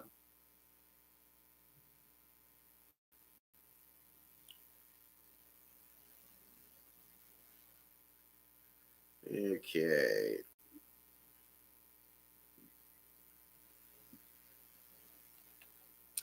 Next question. What NASCAR Busch Series ace was first to win $1 million in a year? What NASCAR Busch Series ace was first to win $1 million in a year?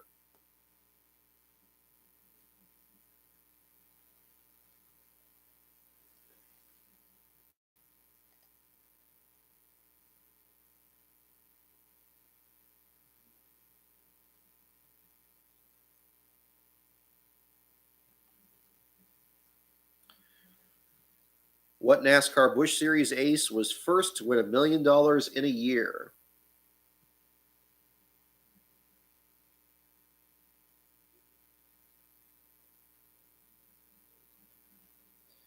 All right, we got still there. Oh, right on. Well, definitely drive safe out there, Captain. I was just watching the video earlier. I need to drop the link there on the Twitter. I'll probably do. Let me see if I can get that in the meantime here while I'm doing this. Dude. Here we go. I have it in my favorites list here, so it should queue up.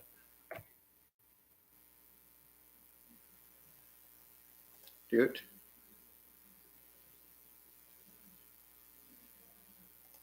Alrighty. Where are we? Favorites. Should be right there. Ah, here we go.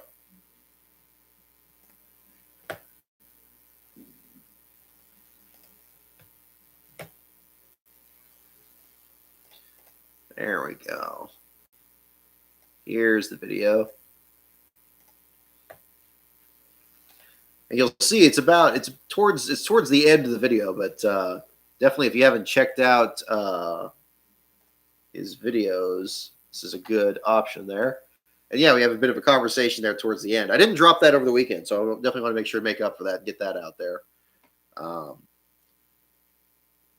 We'll get that out. Okay, so what NASCAR Busch Series ace was first to win $1 million in a year? We got guesses for Mark Martin, Sam Ard, Joe Nemechek, Ingram, David Green. Alrighty, and the answer is Randy LaJoie. Randy LaJoie. Oh, there we go. Finally gets into focus.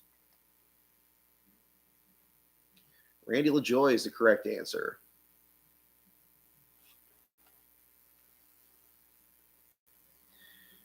Alrighty.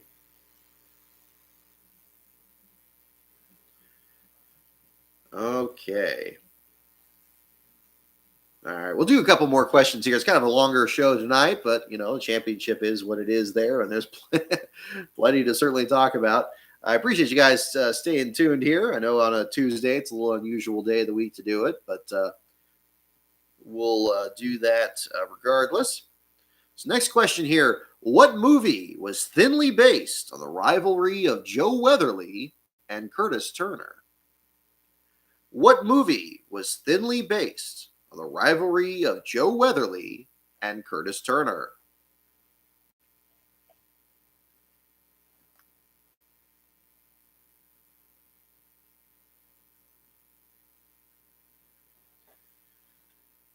Alrighty.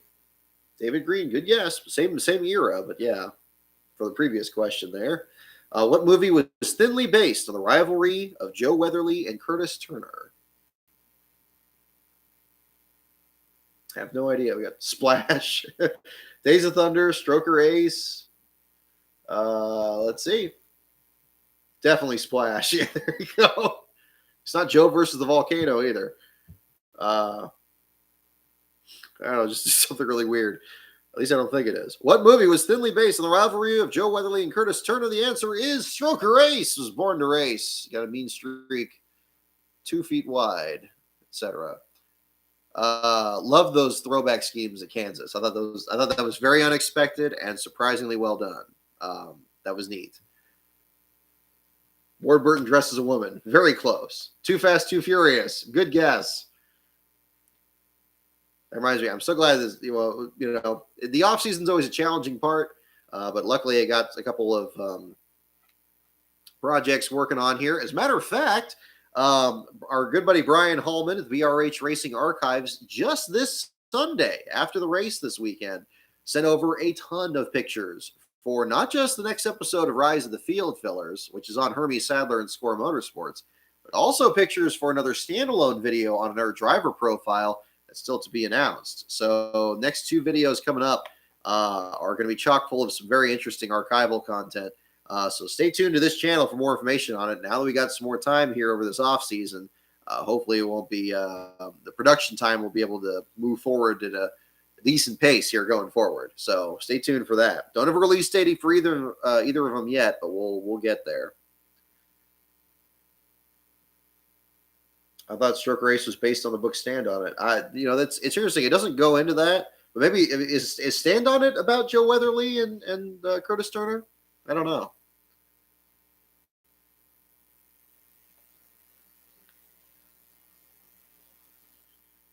Let's see.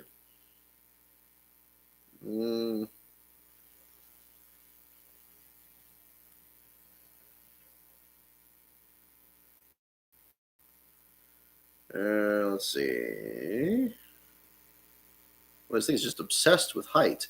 Okay, here we go. How many of 1997's top 5 drivers stood 5'7" or less? How many of 1997's top 5 drivers stood 5'7" or less? So a number between 1 and 5, or 0 and 5, really. How many of 1997's top 5 drivers stood 5'7" or less? I guess it's for 2s and 3s. We got a 0. We got a 1. How many of 1997's top 5 drivers stood 5'7" or less?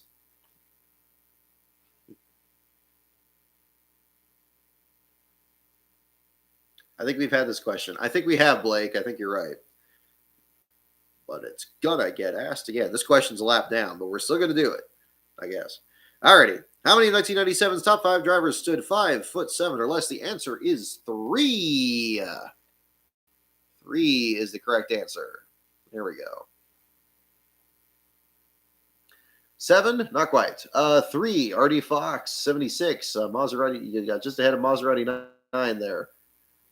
3 is the correct answer. Beanboy 89, next scheduled live stream. Kind of keeping that up in the air. I thought of maybe doing one on Thursday. I think that might be too much for 1 week, unless there's a lot of crazy stuff in the news this week. The stuff with the Clash has been good so far.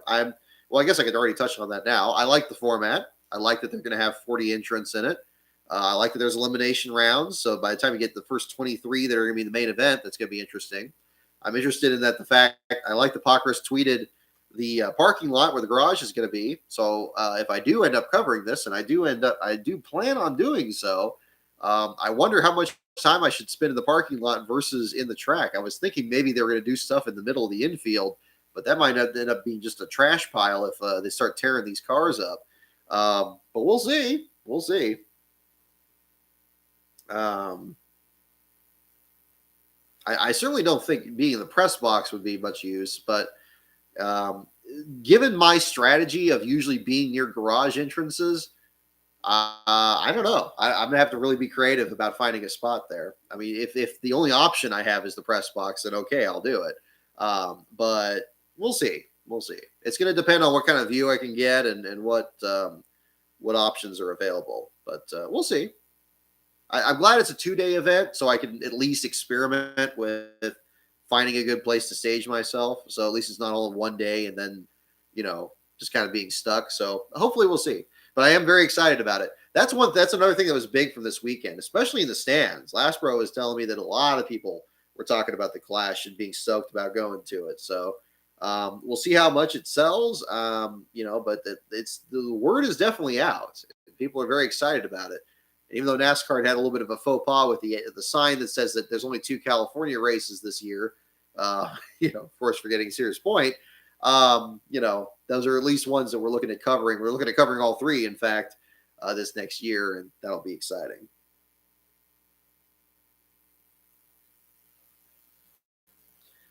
What NASCAR Winston Cup champ appears in a movie as Yasmin Bleeth's taxi driver? Excuse me.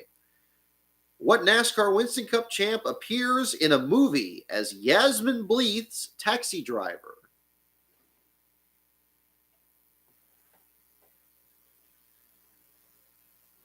Dr. Noise, I completely agree. Yeah, why didn't they just use the old cars and bash them to bits? You remember, they were going to do that when the Clash was going to be on the road course again this year. That was the original plan. They're going to have that be the last race for the Gen 6 and just knock the tar out of them and then just use the 500 to debut the next gen. But now they've changed that and they're running these there. So I don't know if it's just easier to sell the cars now and focus entirely on the production of the next gen. Maybe that's why. But I don't know. It does seem strange, especially if you're limiting how many cars you have. I guess you're setting it, you're making it equal that all these teams are going to be set back having one car just tore to bits before you even get to the 500. And where else are you going to run the Clash car? You're going to run it in Martinsville and Richmond? I don't know. What NASCAR Winston Cup champ appears in a movie as Yasmin Bleeth's taxi driver?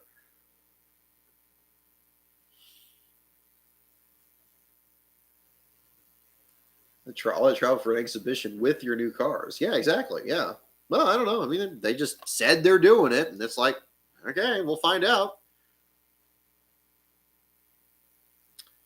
The NASCAR Winston Cup champ that appears in a movie as Yasmin Bleeth's taxi driver. The answer is Dale Earnhardt. Biggie.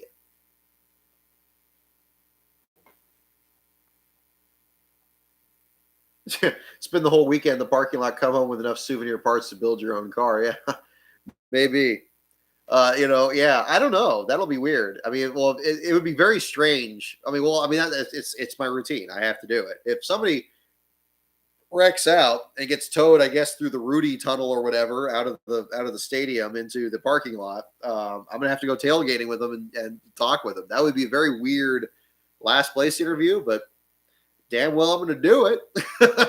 That's the plan. But we'll see. Basketball, yeah, that must have been Ted Musgrave. That would have been an interesting cameo. Musgrave cameo. Yeah, Gordon Sr. Michael Goodman, you got that one right away.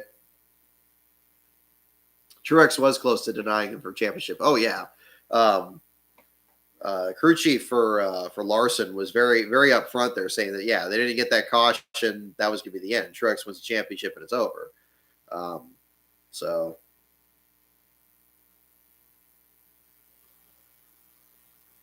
Alrighty.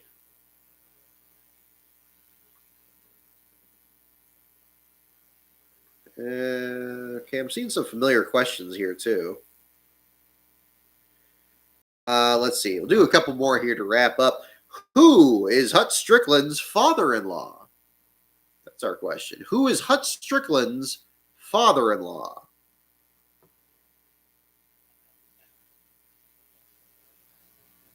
Would that count toward the full season LASTCAR standings? No, it would not. It would be treated as an exhibition.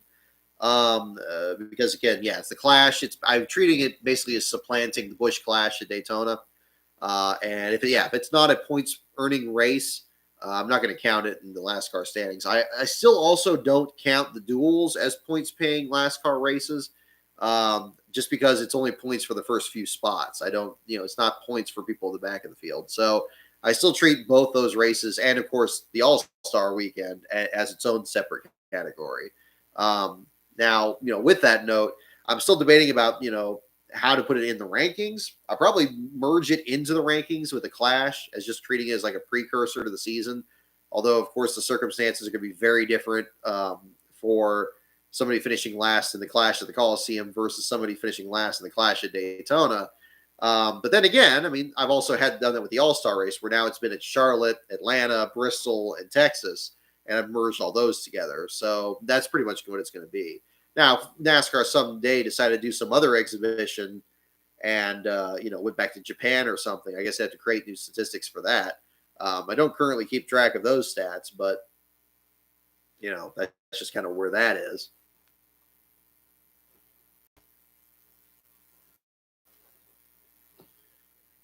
Let's see. Oh yes, I'm sorry. Who is Hut Strickland's father-in-law? Is the question again. I guess it's for Donnie Allison, Bobby Allison, Vyacheslav Kozlov, Ned Jarrett, someone from the Alabama gang.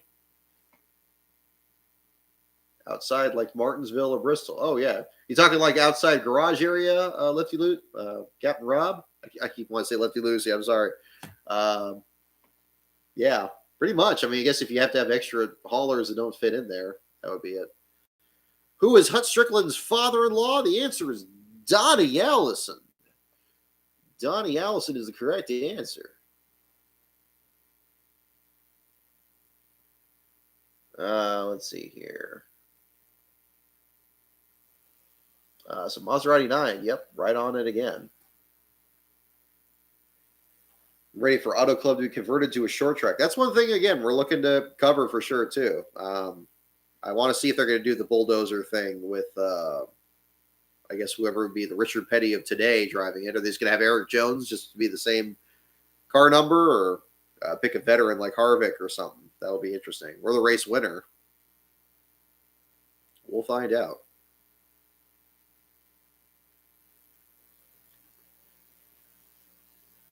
Alrighty. So we'll do one more question here for tonight. The question is, what Florida city was Big Bill France originally headed for when he stopped off at Daytona? What Florida city was Big Bill France originally headed for when he stopped off at Daytona? Our last question for tonight. I'll leave you guys some time to get your guesses in.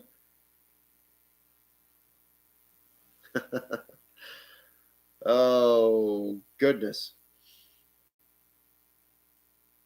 Just guess them all. Try to get all the guesses.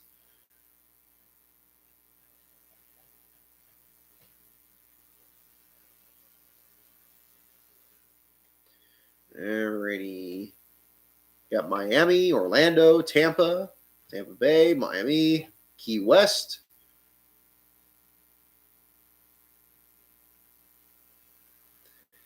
Yeah, I mean, hopefully Dodge comes back. That'd be great, Matt. I mean, that'd be, I'll believe it when I see it. But it does seem like, they had some beautiful models out there, and it's always been kind of a performance brand in recent years. So it seems like something's missing with him not there. The question again: what Florida city was Big Bill France originally headed for when he stopped off at Daytona? And the answer is Miami. How about that? He was headed for the location of what would be the championship finale, is no longer, at least at the moment, when he came to Daytona, where it would ultimately be the season opener. Miami is the correct answer. Well, there you go. Well, thank you so much, everyone, for tuning in. I hope you've enjoyed the show here tonight. I know quite a bit of a longer one, but I certainly owed you guys, since we didn't do one over the weekend or immediately after the race during our trackside coverage here. But a lot of crazy stuff from this weekend. Kind of recovering from it at the moment here. But really enjoyed bringing it to you guys, and I hope you enjoyed following along.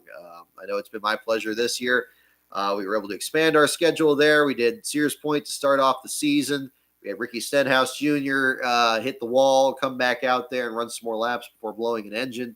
We were able to track that progress behind the scenes. We got some good West Series coverage from that weekend as well. With Zane Smith, dropping to the last spot there at the beginning with some mechanical issues. We then went to Texas for the next week for the All-Star race, our first time covering that event, seeing the sights there around the area, covering brutally hot weekend there at the track. We had some unusual last place battles in that. Not only the disqualification of Ross Chastain in the Truck Series race, but the garage battle between Bailey Curry and Jordan Anderson, when both of them were unable to take the green flag in the Xfinity Series race, a race ultimately won, or I guess lost, in the sense of Bailey Curry being your last place finisher, but Jordan Anderson returning to the track sometime different. The Cup Series, Denny Hamlin dropping out at the very last lap in a race where nobody had fallen out of the event.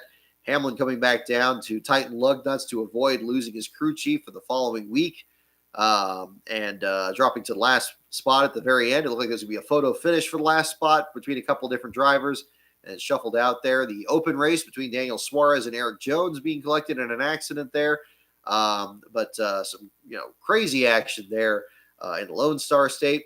Then after that, we went to Las Vegas. We saw J.J. Yaley finish last in the number 66 car for Carl Long's team after mechanical issues on that one. He was also involved in the big pileup on Saturday where Joe Graff Jr. was last. And then the Truck Series with Chris Hacker finishing last in that one. We had, of course, the terrible accident that Joey Gase had that weekend, and following up the story with that, and a bit of the drama going on behind the scenes that also allowed us to do some of the coverage leading into the Lap 11 video. Of course, on the late, great Dan Weldon, visiting the memorial site that was erected at the track there by Jamie Little those years ago. And then, of course, this past weekend, closing out the year at Phoenix, the championship round, with all of the craziness that happened there between the sponsorship on Norm Benning's truck, the final race for Starcom Racing, Brad Keselowski's last run for Penske, the last run for the 42 car, Chip Ganassi Racing's program, and just coming back here a couple days. So much stuff has happened this year. Those just the highlights of them in the last place battles. All three of the championships coming down to the very end and being settled there when we were there. That was tremendous. And I hope you guys enjoyed it, because I know I enjoyed bringing it to you guys here. And, of course, the Field Fillers series is continuing on with other content here on this channel, and that will keep going during this off season.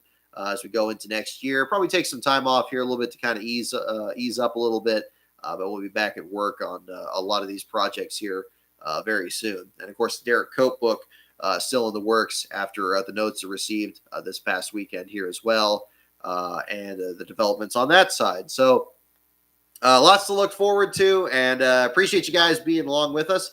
I did see the question on there on when the next live stream is going to be. We are going to do some more streams here along the way. Probably going to be doing them on the weekends. Stay tuned for more information on that at LASTCAR on Brock on the Twitter feed. I'll give you guys some more updates on that as we go. Certainly, if there's big news that comes up over the off season, we'll talk about that.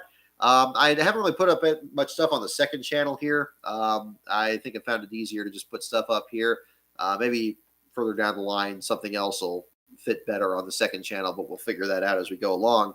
But congratulations to all of our champions of the NASCAR series, of course, with between Kyle Larson and Daniel Hemrick and Ben Rhodes, but most importantly, our LASTCAR champions between Joey Gase, David Starr, and Jack Wood.